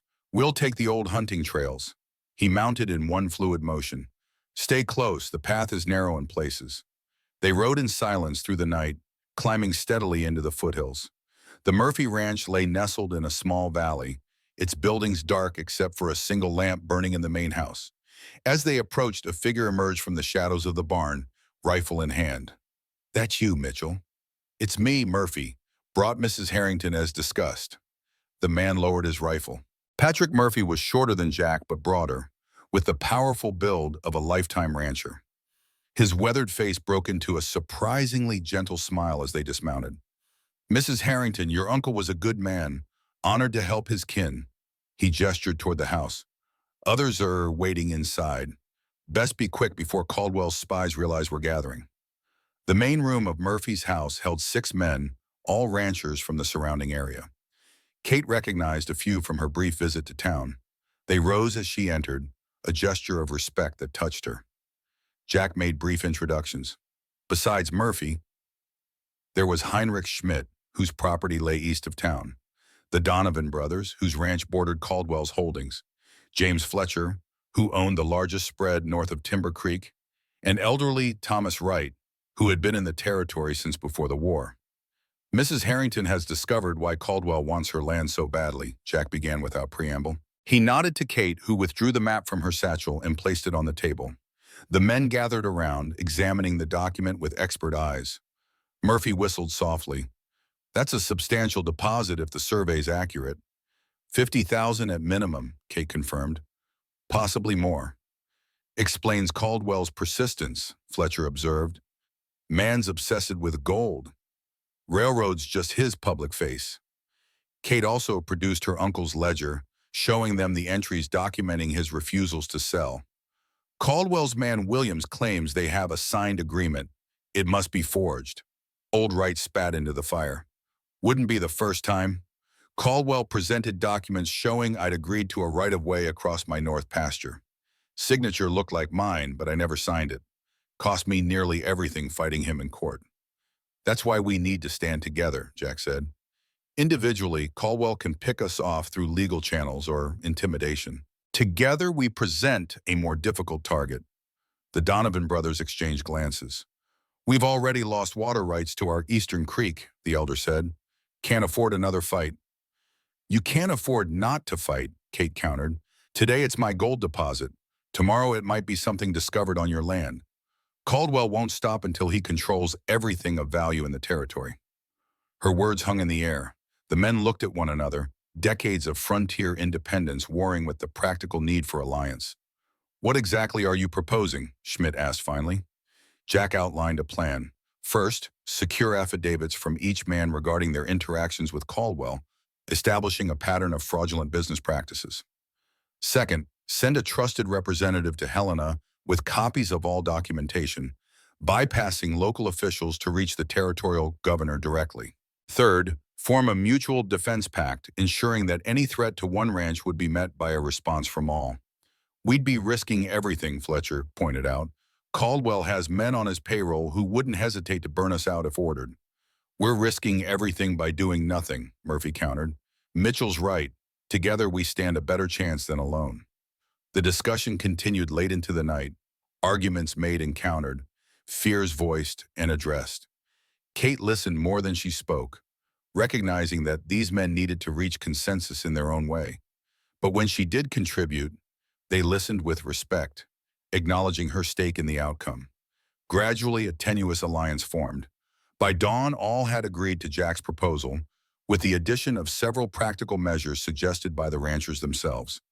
As the meeting concluded, Murphy offered his home as temporary refuge for Kate.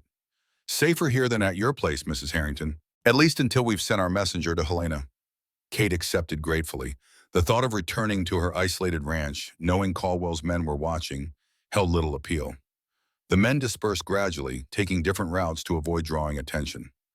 Jack was the last to leave, pausing to speak with Kate privately on Murphy's porch.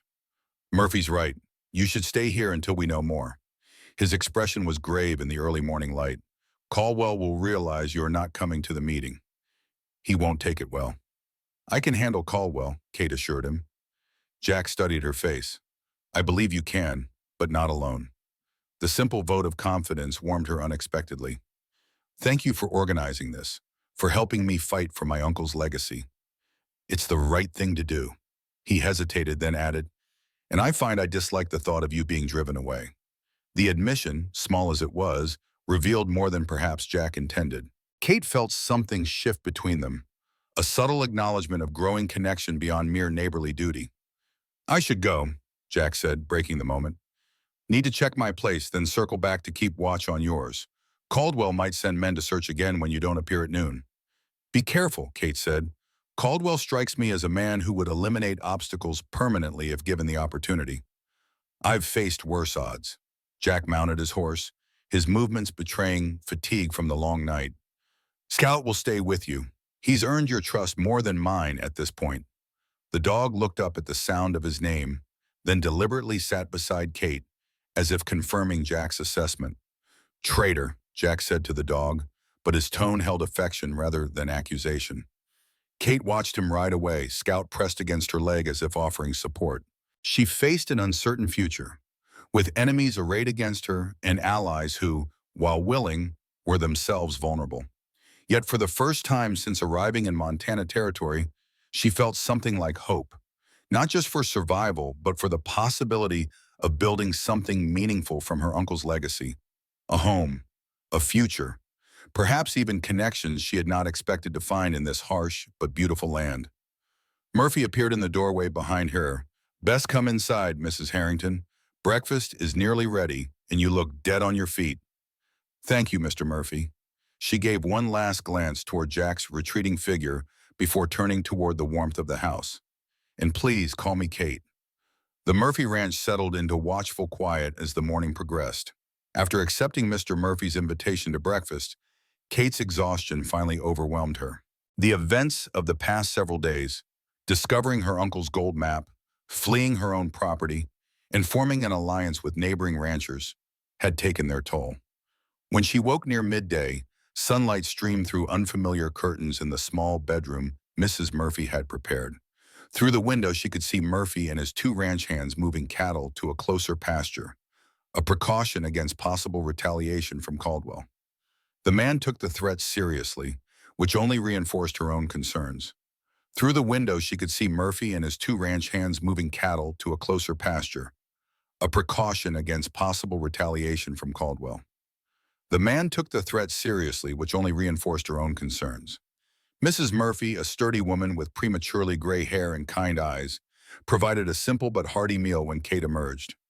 Eat, she urged in a soft Irish accent. Hard times require strength. Thank you, Kate said, accepting the plate gratefully. For everything. Samuel was good to us when we first arrived, Mrs. Murphy replied simply. Helped Patrick build our first barn. We don't forget such kindnesses. As they ate, Scout suddenly rose from his position by the door, ears alert. A moment later, the sound of approaching horses reached them. Mrs. Murphy moved swiftly to the window, tension evident in her posture before she relaxed. "It's Sheriff Parker," she announced, "and Jack Mitchell with him." Kate joined her at the window. Jack looked grim, his posture rigid as he dismounted. Parker seemed equally troubled as they approached the house. Mrs. Murphy opened the door before they could knock. "Gentlemen, you look like you bring news." "Ma'am," Parker acknowledged with a nod before turning to Kate. "Mrs. Harrington, we need to talk." They gathered around the kitchen table, Mrs. Murphy providing coffee before tactfully withdrawing to give them privacy. Parker removed his hat, turning it absently in his hands as if unsure how to begin. "Caldwell knows you're not coming to the meeting," he said finally. "He's furious." "I expected as much," Kate replied calmly. "Has he made threats?" "Not directly. That's not his way." Parker glanced at Jack, who remained standing, his back to the wall where he could see both the room and the window. "But he's filed papers with my office claiming you're in violation of a pre-existing agreement between Western Pacific and your uncle." "The forged document Williams mentioned," Kate said. "I can't say whether it's forged or genuine," Parker cautioned. "That would be for a judge to determine. But it bears a signature that looks remarkably like Samuel's and has been witnessed by two respected businessmen from town." "Bought and paid for, no doubt," Jack interjected. Parker didn't disagree. "The situation has escalated. Caldwell's demanding I accompany his men to your property to enforce the agreement." Kate felt a chill despite the warm kitchen. "And will you?" The sheriff met her gaze directly. "I'm sworn to uphold the law, Mrs. Harrington. If Caldwell has legal documentation, I'm obligated to act on it." "Even knowing it's likely fraudulent?" Jack's voice held quiet anger. "What I know and what I can express are different matters," Parker replied, wearily. "I've stalled him for now, claiming I need to verify the paperwork with the land office in Helena. That buys us a day, maybe two." "Us?" Kate noted the pronoun with interest. Parker's weathered face softened slightly. "Sam was my friend for 20 years. I don't believe he'd sell to Caldwell, especially after finding gold. But I need evidence, not just belief." Kate produced her uncle's ledger, showing Parker the entries documenting his consistent refusals to sell. The sheriff studied the pages carefully. "This helps," he acknowledged. "But Caldwell will claim it's irrelevant. According to his document, Samuel signed over mineral rights months ago before these entries." "There must be something else," Kate insisted. "Some way to prove the agreement is false." Jack, who had been silent, suddenly spoke. "The date. When was this supposed agreement signed?" Parker consulted a small notebook. "March 18th of last year." "That's impossible," Jack said with quiet certainty. "Samuel was with me that entire day. We were in Helena together, meeting with the Territorial Land Commissioner about water rights." Parker's expression shifted from weariness to alert interest. "Are you certain?" "Absolutely. We stayed at the Montana Hotel. The land office will have records of our meeting. Samuel signed documents there as well. His genuine signature, witnessed by government officials." Kate felt a surge of hope. So the agreement must be forged. Samuel couldn't be in two places at once. "If we can prove he was in Helena that day," Parker began. "We'd expose Caldwell's fraud," Jack finished. The sheriff rose, newfound purpose in his movements. "I'll send a telegram to the land office immediately, and I'll continue stalling Caldwell until we have confirmation." "What about Kate's safety?" Jack asked. "Caldwell's not above using force if legal methods fail." "She should stay here for now," Parker agreed. "Murphy's place is defensible, and he has enough hands to discourage trouble." He turned to Kate. "I know this isn't what you envisioned when you came west, Mrs. Harrington." "Actually, Sheriff," Kate replied with a small smile, "I came west seeking independence and a fresh start. Fighting for what's rightfully mine seems entirely appropriate." A glimmer of approval showed in Parker's eyes before he donned his hat. "Mitchell, a word outside before I go?" The two men stepped onto the porch, their conversation muted but intense. Through the window, Kate could see Jack's face harden at whatever news Parker delivered. When they returned, Jack's expression was carefully neutral, but tension radiated from him. "What is it?" she asked after Parker had departed. Jack hesitated, clearly weighing how much to share. Your ranch was searched again last night, more thoroughly this time. Damage? Some. Broken windows, furniture overturned. His jaw tightened. They were looking for the map and samples. Kate absorbed this information calmly. Property could be repaired. The important things, the evidence, her safety, remained intact. We expected as much. Jack studied her face. You're taking this better than most would. Being terrified won't help our situation. She met his gaze steadily. I've faced worse than Caldwell and survived. Something in her tone must have revealed more than she intended, for Jack's expression softened with understanding. He didn't press for details, however, respecting the boundaries of her past. The ranchers are sending James Fletcher to Helena today, he said instead. He'll take copies of your uncle's ledger and statements from everyone about Caldwell's business practices. If Parker's telegram confirms I was with Samuel on March 18th, we'll have enough to present a compelling case to the territorial governor. How long will that take? 4 days to Helena, at least 2 days to secure a meeting, 4 days back. Jack calculated. 10 days minimum before we have any official response. And Caldwell won't wait that long, Kate concluded. No, he'll move before then. Jack's expression grew grim, which means we need to be ready. The afternoon passed in tense preparation. Murphy and his hands checked weapons and secured livestock. Jack rode out to inform the other ranchers of developments, returning by dusk with news that the Donovan brothers and Schmidt had positioned men along the roads leading to the Murphy ranch. A crude but effective early warning system. Darkness fell, bringing with it a bone-deep cold that seeped through the log walls of the ranch house. Kate sat before the fire in the main room, her uncle's journal open in her lap. She had been reading entries from years earlier, seeking any additional information that might help their cause.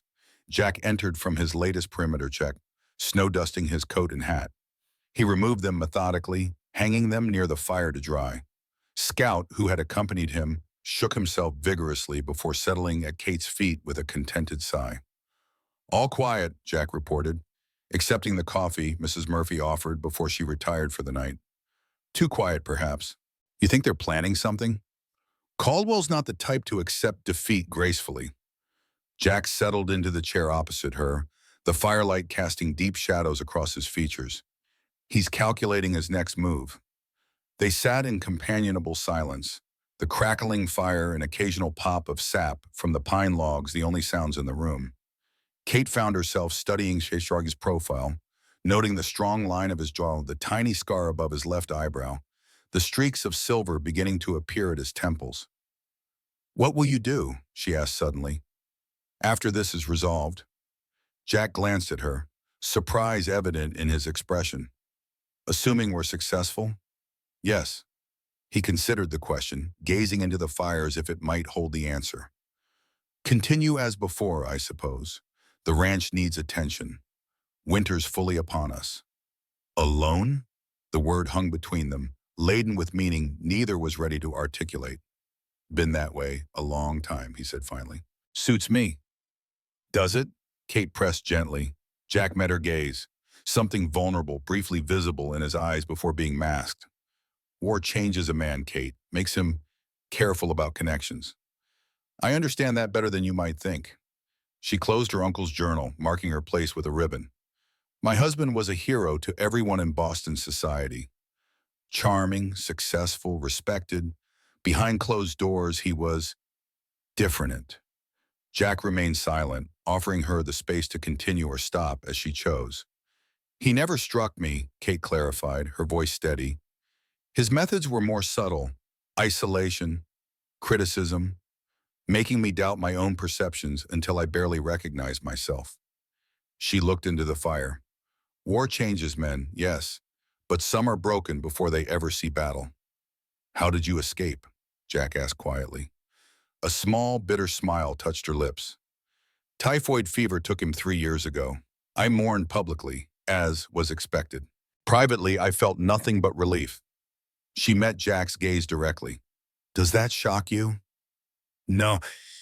His answer came without hesitation. Freedom is worth celebrating, however it comes. The simple validation, free from judgment, meant more than elaborate sympathy would have. Kate felt something ease within her chest, a tension she hadn't realized she still carried. After my father died, she continued, I discovered he'd lost nearly everything to bad investments. The house in Boston was mortgaged. My husband's family had withdrawn their financial support upon his death. When I received my uncle's letter about the ranch, it seemed like Providence. A fresh start, Jack said, echoing her earlier words to Parker. Yes, a place where no one knew me as poor, pitiful Mrs. Harrington, the widow whose husband could do no wrong in society's eyes. She gestured to the room around them. I never expected gold or railroad conspiracies, just a quiet life on my own terms. And now? Kate considered the question. Now I still want that quiet life, but I've discovered I'm stronger than I knew. Whatever happens with Caldwell, I won't be driven away from what's mine. Jack nodded, something like admiration warming his gaze. Samuel would be proud of your spirit. What about you, Jack? What brought you to this remote place after the war? He was silent for so long, Kate thought he might not answer. When he did, his voice was low, almost as if speaking to himself. After Gettysburg, I wasn't expected to walk again. The bullet shattered my kneecap. His hand moved unconsciously to his right leg. Spent months in a field hospital. Had too much time to think about the men under my command who didn't survive. Survivor's guilt, Kate observed softly. Something like that. Jack's gaze remained fixed on the fire. When I finally recovered enough to return to duty, they promoted me. Captain Mitchell, hero of Gettysburg, awarded a medal for valor. His mouth twisted in a grimace, as if surviving where better men died was somehow valorous. You didn't feel worthy of the recognition. No, and I couldn't explain that to anyone who hadn't been there. So after the war, I kept moving west, seeking places where no one knew Captain Mitchell or cared about his supposed heroism. Until you found this valley, Kate concluded. Yes, remote enough for solitude, but with good water and grazing land. A ghost of a smile touched his lips. Samuel was the first neighbor who didn't ask about my war service or why I settled alone. He understood the value of silence. Their conversation was interrupted by Scout's sudden alertness. The dog rose, ears forward, a low growl rumbling in his chest. Jack was on his feet instantly, moving to the window with practiced stealth. Riders, he said quietly. At least 4, coming fast. Kate joined him at the window, careful to stay out of direct sight. Through the darkness, she could make out mounted figures approaching the ranch at a gallop. Caldwell's men? Likely. Jack moved swiftly to retrieve his rifle from beside the door. Wake Murphy. I'll warn the hands. By the time the riders reached the yard, the ranch house was prepared. Murphy and his wife had taken positions at windows, rifles ready. Kate stood with Jack near the front door, her own pistol drawn. The riders halted at a safe distance from the house, just beyond effective rifle range. One dismounted and stepped forward, hands conspicuously empty. That's Williams, Murphy said grimly.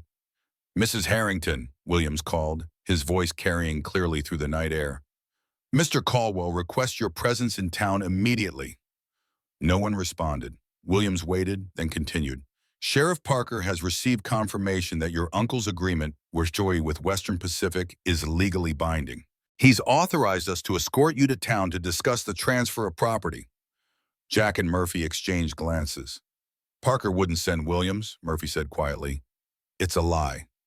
Mrs. Harrington, Williams called again. This can be handled civilly or not. Your choice. Jack moved to a position where he could speak without being visible. She's not available, Williams. Come back with the sheriff if you have legal business. A tense silence followed. Then Williams remounted his horse. We'll return at first light, he shouted, with the sheriff and proper documentation. Be ready to vacate the property. The riders wheeled and galloped away, leaving an unsettled quiet in their wake. They're bluffing, Murphy said. Parker would have come himself if there was official business. The telegram to Helena couldn't have been answered yet, Jack agreed. They're getting desperate. Kate lowered her pistol, thinking quickly. They'll be watching the roads to town now. How can we get a message to Sheriff Parker? Murphy considered this. My youngest hand, Billy, knows the back trails. He could reach town by dawn if he leaves now. Do it, Jack decided. Parker needs to know Caldwell's men are claiming to act with his authority. Billy departed within the hour. a wiry youth who moved with the confidence of someone born to the saddle. The remaining hours of night passed in watchful rotation, each taking turns to rest while others kept guard. Dawn broke clear and cold, the sun reflecting blindingly off fresh snow that had fallen during the night. Jack stood on the porch, scanning the surrounding landscape with experienced eyes.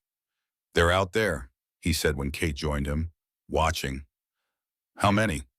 "Hard to say. I've spotted movement in 3 locations." He pointed toward distant tree lines and a rocky outcropping. "They're positioning themselves to control approaches to the ranch." "Surrounding us," Kate concluded. "Trying to." Jack's expression remained calm, but Kate had learned to read the subtle tension in his jaw. "They don't have enough men for a complete encirclement." Murphy joined them, rifle cradled in his arms. "My men report the same. Caldwell's gathering force, but slowly. Most of his regular hands are still in town." "He's planning something," Jack mused. "But what?" The answer came mid-morning with the arrival of a solitary rider approaching under a white flag of truce. Even at a distance, the elegant black coat and silver-trimmed hat were unmistakable. "Caldwell himself," Murphy observed with surprise. "Didn't expect him to risk coming in person." "He's confident," Jack replied. "Too confident." They watched as Caldwell reined in his magnificent stallion at a respectful distance from the house. "Mrs. Harrington," he called, "I've come to speak with you privately. No weapons, no threats." Kate stepped forward onto the porch, Jack and Murphy flanking her protectively. "Whatever you have to say can be said from there, Mr. Caldwell." Caldwell smiled, the expression not reaching his eyes. "I've received word from Helena. The land office confirms your uncle signed mining rights over to Western Pacific on February 10th of last year. The agreement Mitchell disputes was merely the formalization of that earlier arrangement." Kate felt Jack stiffen beside his. This was a new claim, one they weren't prepared to counter. "That's a lie," she called back. "My uncle would never have signed away mining rights." "The territorial governor's office disagrees." Caldwell removed a document from his coat with a flourish.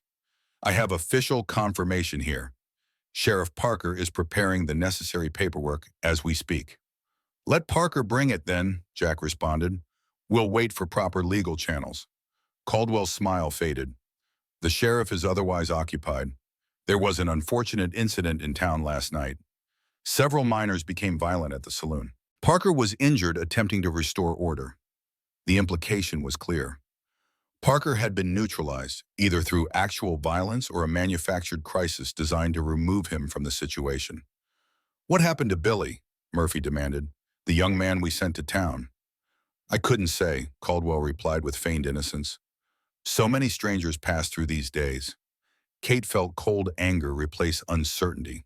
"What do you want, Mr. Caldwell?" "State your terms clearly." Caldwell inclined his head as if appreciative of her directness. "Simple, Mrs. Harrington. You sign a transfer of deed acknowledging Western Pacific's prior claim to mineral rights. In return, you receive $5,000 and retain surface rights to the property. You may continue ranching as before. And if I refuse, then I enforce my legal claim with whatever means necessary." All pretense of civility vanished from Caldwell's tone. "My men are positioned throughout the area. The nearest marshal is 2 days right away. Much can happen in 2 days, Mrs. Harrington." "You're threatening a woman and innocent ranchers," Jack said, his voice dangerously quiet. "That's a line even you should hesitate to cross, Caldwell." "Progress requires difficult choices, Mitchell." Caldwell's gaze shifted to him. "I offered you the same courtesy months ago. A fair price for your land. You refused. Now you'll watch as I take it anyway, piece by piece." Jack's hand moved imperceptibly closer to his revolver. Kate touched his arm lightly, a silent warning against rash action. "I need time to consider your offer," she called to Caldwell. "You have 1 hour, Caldwell replied. "I'll wait at the boundary marker where our properties meet." He tipped his hat mockingly. "Choose wisely, Mrs. Harrington, for all your sakes." They watched him ride away, his posture radiating confidence. Once he was beyond earshot, Murphy spat into the snow. Lying snake. There's no way he received confirmation from Helena so quickly. "The February agreement is a new claim," Jack noted, "designed to counter our evidence about March 18th. Kate considered the situation, weighing options against likely outcomes. He's desperate, making threats he may not be able to enforce. Don't underestimate him, Jack warned. Caldwell's reputation for ruthlessness is well earned. What are you thinking? Murphy asked, recognizing the calculating look in Kate's eyes. I'm thinking we need to change the terms of engagement, she replied. Caldwell expects me to either surrender or continue this standoff. We need a third option. Jack studied her face. You have something in mind? Yes. Kate's expression hardened with resolve. But it's risky, and I'll need your help. They gathered around the kitchen table where Kate outlined her plan. Murphy initially objected to the danger, but gradually came to see the strategic advantage. Jack remained silent until she finished, his face unreadable. It could work, he acknowledged finally, or it could end badly for all of us. Every path forward contains risk, Kate replied. This one at least offers us a chance to control the outcome. My wife and Hans stay here, Murphy insisted. No sense risking everyone. Agreed, Sustee. Kate turned to Jack. You don't have to join me. This is my fight. Our fight, he corrected quietly. Caldwell threatened my land too. Besides, a rare smile briefly lightened his features. Someone needs to watch your back. Preparations were made quickly. Kate changed into her most practical riding clothes, securing her pistol and a small derringer as backup. Jack checked and loaded his weapons with methodical precision while Murphy prepared the horses. As they made ready to depart, Mrs. Murphy pressed a small package into Kate's hands. My mother's medallion, she explained, kept our family safe during the crossing from Ireland. May it do the same for you. Kate was touched by the gesture. I'll return it safely, I promise. See that you do. The older woman's eyes shone with unshed tears, both the medallion and yourself. They rode out at a measured pace, Jack and Kate side by side, Gout ranging ahead as if sensing the importance of their mission. The boundary marker Caldwell had mentioned was a large split oak that had stood for generations at the point where the Harrington, Mitchell, and Western Pacific properties converged. Caldwell waited there alone, though Kate had no doubt his men were positioned nearby, watching from concealment. He straightened in his saddle as they approached, satisfaction evident in his expression. Mrs. Harrington, I'm pleased you've chosen to be reasonable. I've chosen to protect what's mine, Kate replied evenly, reining her horse to a halt several yards from him. But not in the way you expect. Caldwell's smile faltered slightly. Oh? I have a counter-proposal. Kate met his gaze directly. One that offers benefits to all parties. Curiosity replaced satisfaction in Caldwell's expression. I'm listening. You want the gold. I want my ranch and independence. Kate gestured to the surrounding landscape. The deposit my uncle discovered extends beneath the boundary line, into both Mitchell's property and the western edge of your own. This was a calculated gamble based on her uncle's map. The gold vein did appear to extend beyond the Harrington property, though its richness there was unproven. Caldwell's eyes narrowed with interest. Continue. I propose a mining partnership. Western Pacific provides equipment and expertise. Mitchell and I contribute land rights. Profits split 3 ways. Kate kept her voice steady, as if discussing a routine business arrangement rather than a desperate ploy. You get your gold without costly legal battles or violence that would surely attract unwanted attention from territorial authorities. Caldwell studied her face, searching for deception. An interesting proposition, but what guarantee do I have that the deposit is as valuable as you claim, or that it extends to my property at all? The same guarantee I have that your supposed agreement with my uncle is genuine, Kate countered. Good faith. A bark of laughter escaped Caldwell. Good faith is in short supply between us, Mrs. Harrington. Then we verify independently. You bring a mining engineer of your choosing. We bring one of ours. They examine the site together and determine its value and extent. Jack had remained silent during this exchange, his posture alert but non-threatening. Now Caldwell turned his attention to him.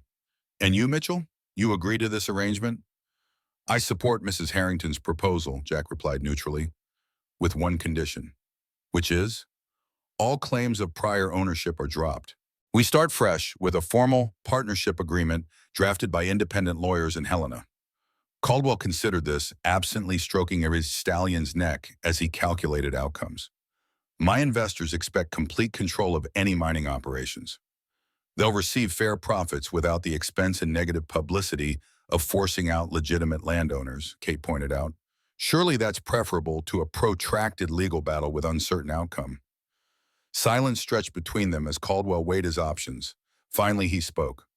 I need assurance this isn't merely a delaying tactic. Show me the gold samples and the map your uncle created.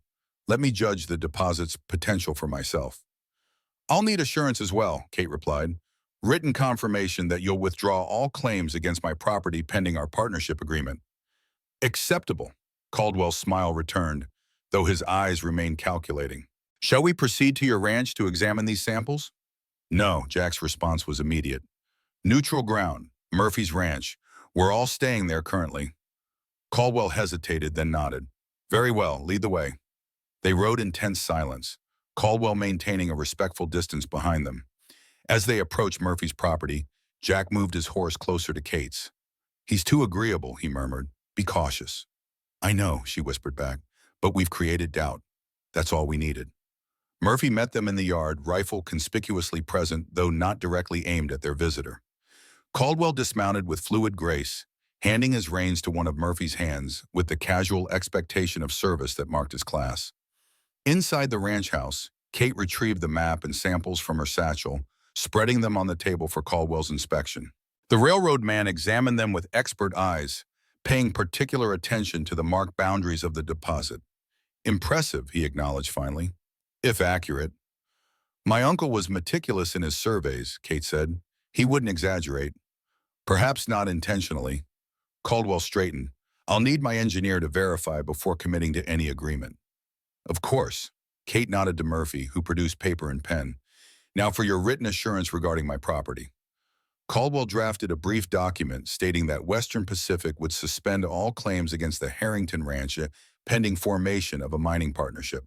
He signed with a flourish, then handed the pen to Kate. Your acknowledgement of our tentative agreement? Kate signed her name beneath his, knowing the document held no real legal weight, but served their immediate purpose of preventing violence. Jack and Murphy signed as witnesses. Well then, Caldwell said, folding his copy and tucking it into his coat pocket. A productive meeting after all. I'll return tomorrow with my engineer to begin assessment. We'll be ready, Kate assured him. As Murphy showed Caldwell out, Jack moved to the window, watching until the railroad man had ridden beyond sight. He's planning something, he said quietly. That was too easy. I know. Kate gathered the map and samples, returning them to her satchel. But we've bought time. That's what matters. Time for what? Jack turned to face her. Parker's incapacitated. We don't know if Billy even reached town. Our messenger to Helena won't return for days. Time for this. Kate removed a folded paper from her pocket, the telegram she had secretly included with the documents sent to Helena. I requested the territorial governor send federal marshals directly, bypassing local authorities. If Fletcher delivered our evidence as planned, help should arrive within days. Jack's expression showed surprise, then grudging admiration. You didn't mention that part of your plan. I wasn't certain the telegram would be sent, Kate admitted, but it was worth trying. Their conversation was interrupted by Murphy's return, his expression troubled. Caldwell's men are maintaining positions around the property. They're not leaving. He doesn't trust us, Jack concluded, wants to ensure we don't flee before his engineer arrives. Or he's planning to take the map and samples by force once night falls, Kate suggested. Either way, we need to be prepared. The day passed in tense vigilance. Murphy's hands reported regular movement among Caldwell's men, who had established a loose perimeter around the ranch, not close enough to be threatening, but positioned to observe all approaches. The warning came just before dawn. Riders approaching from the east, Murphy's youngest hand shouted from his lookout position on the barn roof. At least 8 men moving fast. Jack was instantly alert, moving from his position by the fireplace where he'd kept watch through the night. Murphy, get your wife to the root cellar. Everyone else, positions. The ranch hands moved with practiced efficiency, taking cover behind the low stone wall surrounding the yard, at corners of outbuildings, and from upstairs windows. Jack checked his Spencer carbine methodically, the routine so ingrained he could perform it half asleep. Kate appeared at his side, her own pistol ready. Her face was pale but determined in the gray pre-dawn light. You should take cover in the house, Jack said quietly. This is my fight too, she replied, her voice steady. I won't hide while others risk their lives for my property. Before Jack could argue, the first shots rang out. Muzzle flashes punctuated the darkness beyond the fence line, bullets splintering wood and thudding into the packed earth of the yard. They're trying to scare us, Murphy called from his position. Shooting wild. Hold your fire, Jack ordered. Don't waste ammunition until you have a clear target. The attackers, emboldened by the lack of response, moved closer.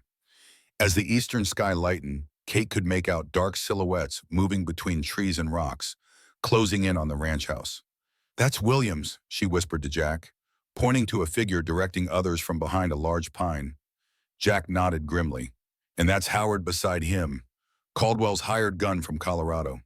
A bullet struck the porch railing inches from Kate's hand, sending splinters flying. Jack pulled her down behind the water barrel, his body partially shielding hers. Now, he called out. The defenders opened fire in unison. Two attackers fell immediately, one clutching his leg, another his shoulder. The rest scattered, diving for cover. Mitchell, Williams shouted from behind his tree, this doesn't have to get bloody. Send out the woman and the map, and we'll leave you be. You're trespassing on private property, Williams, Jack called back. Leave now, or next time we won't aim for limbs. The standoff stretched for several tense minutes, neither side willing to expose themselves to fire. Then, unexpectedly, one of Caldwell's men broke cover, sprinting toward the barn with a blazing torch in hand. The barn, Murphy shouted in alarm. The structure contained not only livestock, but hay and supplies that would go up like tinder. Without hesitation, Kate raised her pistol and fired. The man stumbled, dropping the torch into snow-dampened earth where it sputtered harmlessly. He clutched his arm, cursing as he retreated. Jack glanced at Kate with newfound respect. Good shot. My husband insisted I learn, she replied, already reloading. Perhaps the only useful thing he ever taught me. A fusillade of bullets struck the water barrel, sending water streaming across the porch. Jack and Kate pressed themselves flatter against the wooden planks. We can't hold them off forever, she said quietly. We don't have to, Jack replied, just long enough. As if summoned by his words, the distant sound of hoofbeats rose over the gunfire. Many riders approaching fast from the direction of town. Williams heard it too. Retreat, he shouted to his men. Back to the ridge. The attackers withdrew hastily, firing a few final shots to cover their escape. As they disappeared into the tree line, Sheriff Parker rode into view, leading a substantial force of townsmen and two uniformed marshals. Perfect timing, Jack said dryly as he helped Kate to her feet. She surveyed the bullet-riddled porch, the wounded attacker being secured by Murphy's men, and the approaching reinforcements. Something had changed inside her during the brief, violent exchange. Fear had been replaced by a steely resolve. Now we negotiate from strength, she said, brushing splinters from her skirt with steady hands. By late afternoon, an unexpected figure appeared on the horizon. Soon, a single rider approaching at a gallop from the direction of town. Jack, who had been checking their ammunition supplies, moved swiftly to the porch where Kate kept watch. One of Caldwell's men? She asked. Jack raised a spyglass. No, he said after a moment, surprise evident in his voice. It's Billy. The young ranch hand arrived breathless, his horse lathered from hard riding. Sheriff's coming, he announced as he dismounted, with federal marshals. Marshals? Murphy echoed in surprise. How? Arrived this morning, Billy explained, accepting water gratefully. Said they received urgent telegraph from territorial governor. Something about railroad fraud investigation. Kate and Jack exchanged glances of stunned relief. Her gambit had worked more quickly than anticipated. Caldwell said Parker was injured, Murphy reminded them. Caldwell lied, Billy replied with contempt. Sheriff's fine. Knew something was wrong when I reached town and found him organizing a posse. Seems Caldwell's men tried to take over the sheriff's office last night, claimed Parker was unfit for duty. What happened to the sheriff? Murphy demanded, his face creased with concern. Caldwell claimed he was injured. Billy's expression darkened as he dismounted. It was no accident. Last night, 3 of Caldwell's men came to the jail after hours, said they had information about cattle rustlers moving through the territory. He accepted a cup of water from Mrs. Murphy with a grateful nod. Sheriff invited them in? Jack asked, already suspecting the answer. Yes, sir. The moment the door closed, they jumped him. One held him while another struck him with a pistol butt. Billy's hands tightened around the cup. They were aiming to do worse, but Doc Miller was working late at his office across the street, heard the commotion and fired a warning shot through his window. Kate pressed a hand to her mouth. My God. Cowards ran when they heard the shot, Billy continued. Sheriff was bleeding pretty bad from a head wound, but conscious. By morning, he was back on his feet, mad as a grizzly with a thorn in its paw. That's when I arrived with your message. Jack and Murphy exchanged grim looks. It gets worse, Billy added. They left papers on Parker's desk, documents claiming to appoint Williams as acting sheriff due to Parker's incapacitation. Had a forged signature from the territorial governor and everything. They were planning to take over the law in Timber Creek. And with Williams wearing a badge, Jack began. He could have legally forced me off my property, Kate finished, understanding the full scheme. Parker sent riders to every ranch in the county once he realized what was happening, Billy explained. By noon, a dozen men had come to town, armed and ready, and that's when the federal marshals arrived. Jack's weathered face showed rare surprise. Your telegram worked faster than we could have hoped, Kate. Sometimes Providence smiles on the righteous, Murphy said quietly. Or perhaps on those willing to fight for what's right, Kate replied, her gaze meeting Jack's with newfound resolve. When will they arrive? Jack asked. Right behind me, Billy grinned. Told me to ride ahead and warn you. There may be 30 minutes back. True to his word, within the hour, a group of riders appeared. Sheriff Parker at the lead, flanked by two men wearing the distinctive badges of federal marshals. Behind them rode a dozen townsmen, a hastily assembled but determined posse. Caldwell's men, seeing themselves suddenly outnumbered, melted away into the landscape without confrontation. By nightfall, the ranch was secured, the marshals establishing a perimeter of their own as Parker briefed everyone on developments. The governor's office received your telegram in evidence 2 days ago, he explained to Kate. They've apparently had suspicions about Caldwell's operations for months. Your documentation provided the catalyst for action. What happens now? Murphy asked. Caldwell will be arrested on multiple charges, the senior marshal, a grizzled man named Blackwood, answered. Fraud, intimidation, attempted bribery of public officials. The list is substantial. And my uncle's land? Kate pressed. Secure, Parker assured her. The land office confirmed Mitchell's account. Samuel was indeed in Helena on March 18th, making any document dated that day fraudulent on its face. What about the February agreement Caldwell mentioned? Jack asked. Blackwood shook his head. No record of any such agreement exists in territorial files. Another fabrication. Relief washed over Kate, the tension of days finally releasing. Jack placed a hand briefly on her shoulder, a rare gesture of physical support that spoke volumes. It's not quite over, Parker cautioned. Caldwell's influential. He'll fight the charges, possibly bring attorneys from back east. Let him, Kate said with quiet determination. We have the truth and evidence to support it. Dawn brought action. The marshals, with Parker and the posse as support, rode to Caldwell's headquarters at the Western Pacific office in town. They returned by mid-afternoon with news that electrified the gathered ranchers. Caldwell's been arrested, Blackwood announced, along with Williams and several others. We found extensive evidence of fraudulent land acquisitions throughout the territory. And not just land fraud, Parker added grimly. Documents suggesting involvement in stagecoach robberies, cattle rustling, even possible murder. Samuel? Kate asked quietly. Parker nodded. We found a letter instructing Williams to ensure Harrington understands the consequences of refusal, dated 3 days before Sam's death. I've reviewed Samuel's medical records, Dr. Miller said, joining their conversation. He was a slight man with spectacles and a carefully trimmed beard, the territory's only physician for 50 miles. I recorded it as heart failure, which wasn't incorrect. But after reading his journal and knowing about the pressure from Caldwell, I was remiss in not recognizing other signs. What signs? Parker asked. Dr. Miller opened his medical file. Samuel complained of headaches, sleeplessness, and high blood pressure in the weeks before he died. I attributed it to age, but now I believe it was from extreme stress.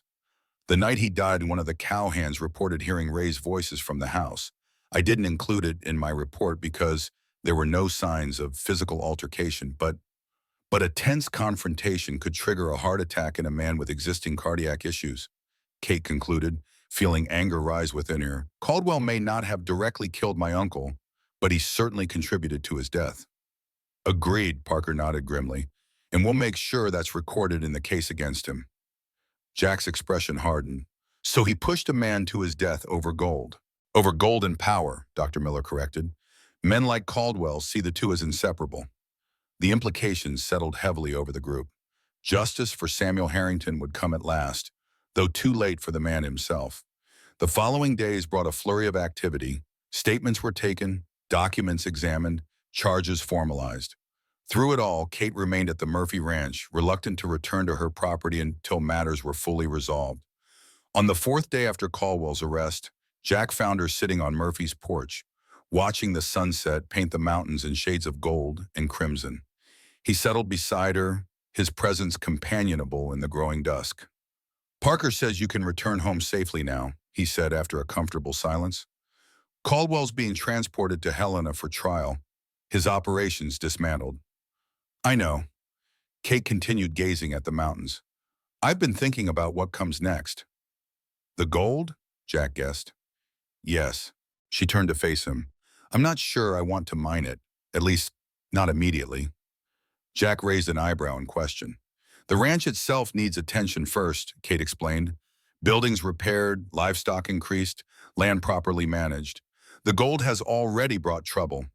Perhaps it can wait. A wise decision, Jack said softly.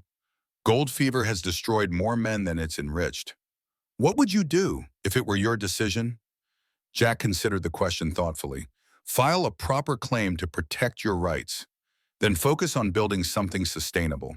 The gold will remain in the ground, growing no less valuable with time. Kate nodded, having reached the same conclusion independently. I'll need help, she admitted. Restoring the ranch, learning proper management. Murphy would advise you, Jack suggested. Or the Donovans. They're good men. I was thinking of someone closer, Kate said carefully. Someone who already knows the property. Who's invested in its success? Jack's expression revealed nothing, but she noticed his hands, normally so steady, tightened slightly on the porch railing. I see. The boundary between our properties, Kate continued, heart beating faster, seems increasingly arbitrary. Your expertise with cattle, my new knowledge of potential mineral deposits, combined, we could create something significant. A business partnership? Jack clarified, his tone neutral. Kate gathered her courage. Perhaps more. In time. The words hung between them, fraught with possibility. Jack looked toward the mountains, his profile etched against the fading light. I'm not an easy man, Kate, he said finally. The war left scars beyond what you can see. And my marriage left wounds that are still healing, she replied quietly. I'm not proposing we rush into anything, just that we consider possibilities beyond what we've allowed ourselves to imagine. Jack turned to her then, his expression softening in a way she had rarely seen. I find I'm increasingly open to such possibilities. The simple admission, characteristic in its understatement, warmed Kate more than any flowery declaration could have. This was Jack, honest, reserved, yet capable of profound feeling when he chose to reveal it. Then we'll begin as neighbors with shared interests, she suggested, and see where time leads us. A sound approach. The ghost of a smile touched his lips. Practical, like you. They sat in companionable silence for a moment before Kate spoke again. This gold isn't just wealth, Jack, she said softly in the gathering twilight. It's opportunity and responsibility. Samuel wasn't rushing to mine it, and now I understand why. He built this ranch as a legacy, not a gold mine, Jack nodded. Exactly. A gold mine depletes, leaving empty pits and memories of temporary wealth.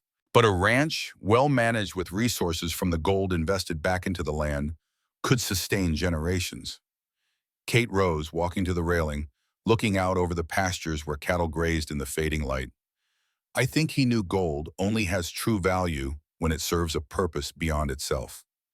This ranch, this land, that's the real legacy. Jack joined her, standing close enough that their shoulders nearly touched.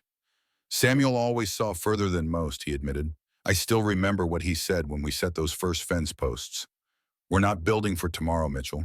We're building for people we'll never meet. That sounds like him, Kate smiled, brushing away a tear. I never even met him, but through his journal and this place, I feel like I know him. So what are your intentions with the gold? Jack asked after a moment of silence. First, as you suggested, we'll file a proper claim to protect our rights. Then I want to mine it responsibly. Not a chaotic gold rush, but a planned operation with most profits invested back into the ranch. Build a larger stable, improve the irrigation system, maybe even someday build a schoolhouse for the children of settlers in the area. Jack's eyes widened at her vision. That's an ambitious plan. Ambitious, but feasible, she smiled, with the right help. His hand found hers on the railing, work-roughened fingers closing gently over her own. I think Samuel would approve. A sound approach. The ghost of a smile touched his lips. Practical, like you. They sat together as darkness fell completely, the first stars appearing in the vast Montana sky. Tomorrow would bring challenges. Returning to the ranch, assessing damage, beginning repairs. Yet for the first time since arriving in the territory, Kate felt not just determined, but genuinely hopeful about the future. Spring came early that year, the snow melting to reveal tender green shoots pushing through the soil. The Harrington Ranch, or gradually becoming known locally as the Harrington Mitchell property, blossomed under joint care. Repairs had been completed to both the house and outbuildings. New cattle grazed in the southern pasture, their numbers nearly triple what Samuel had maintained. Jack had kept his own ranch functioning, but spent increasing time at Kate's property, initially under the practical explanation of helping establish proper operations. As weeks passed, practicality gave way to simple preference for her company. They settled into a comfortable routine, sharing meals and conversation, working side by side during daylight hours. Propriety was maintained. Jack returned to his own property each evening, though the distance between their home seemed to shrink with each passing day. Caldwell's trial in Helena had concluded with a guilty verdict on multiple counts. The Western Pacific Railroad had disavowed all knowledge of his illegal activities, though evidence suggested some directors had benefited from his methods. The company continued its expansion through the territory, but now negotiated fair terms with landowners under the watchful eye of territorial authorities.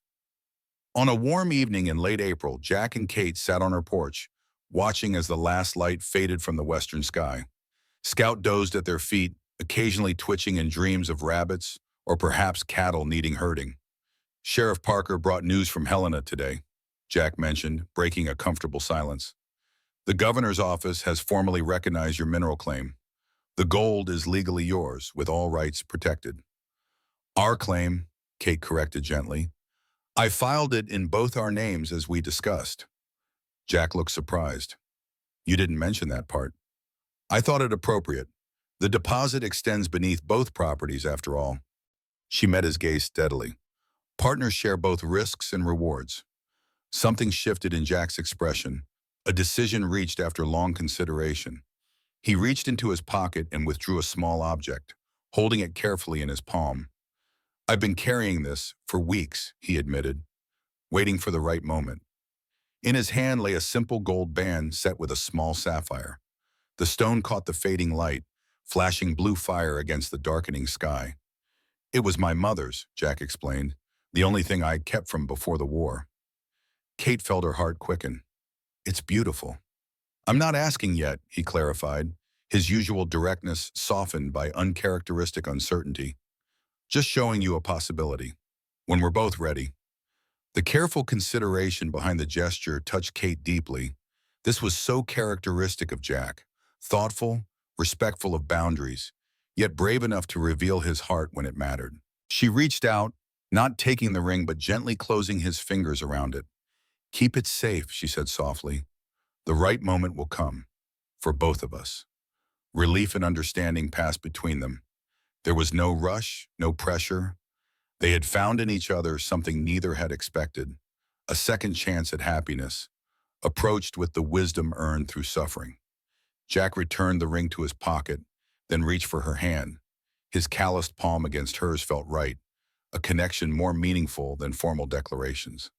As darkness settled completely around them, Kate thought of boundaries, the fence lines that had once seemed so important, the invisible barriers each had built around their hearts, the artificial divisions Caldwell had sought to exploit for profit, all gradually dissolving in favor of something stronger, more enduring.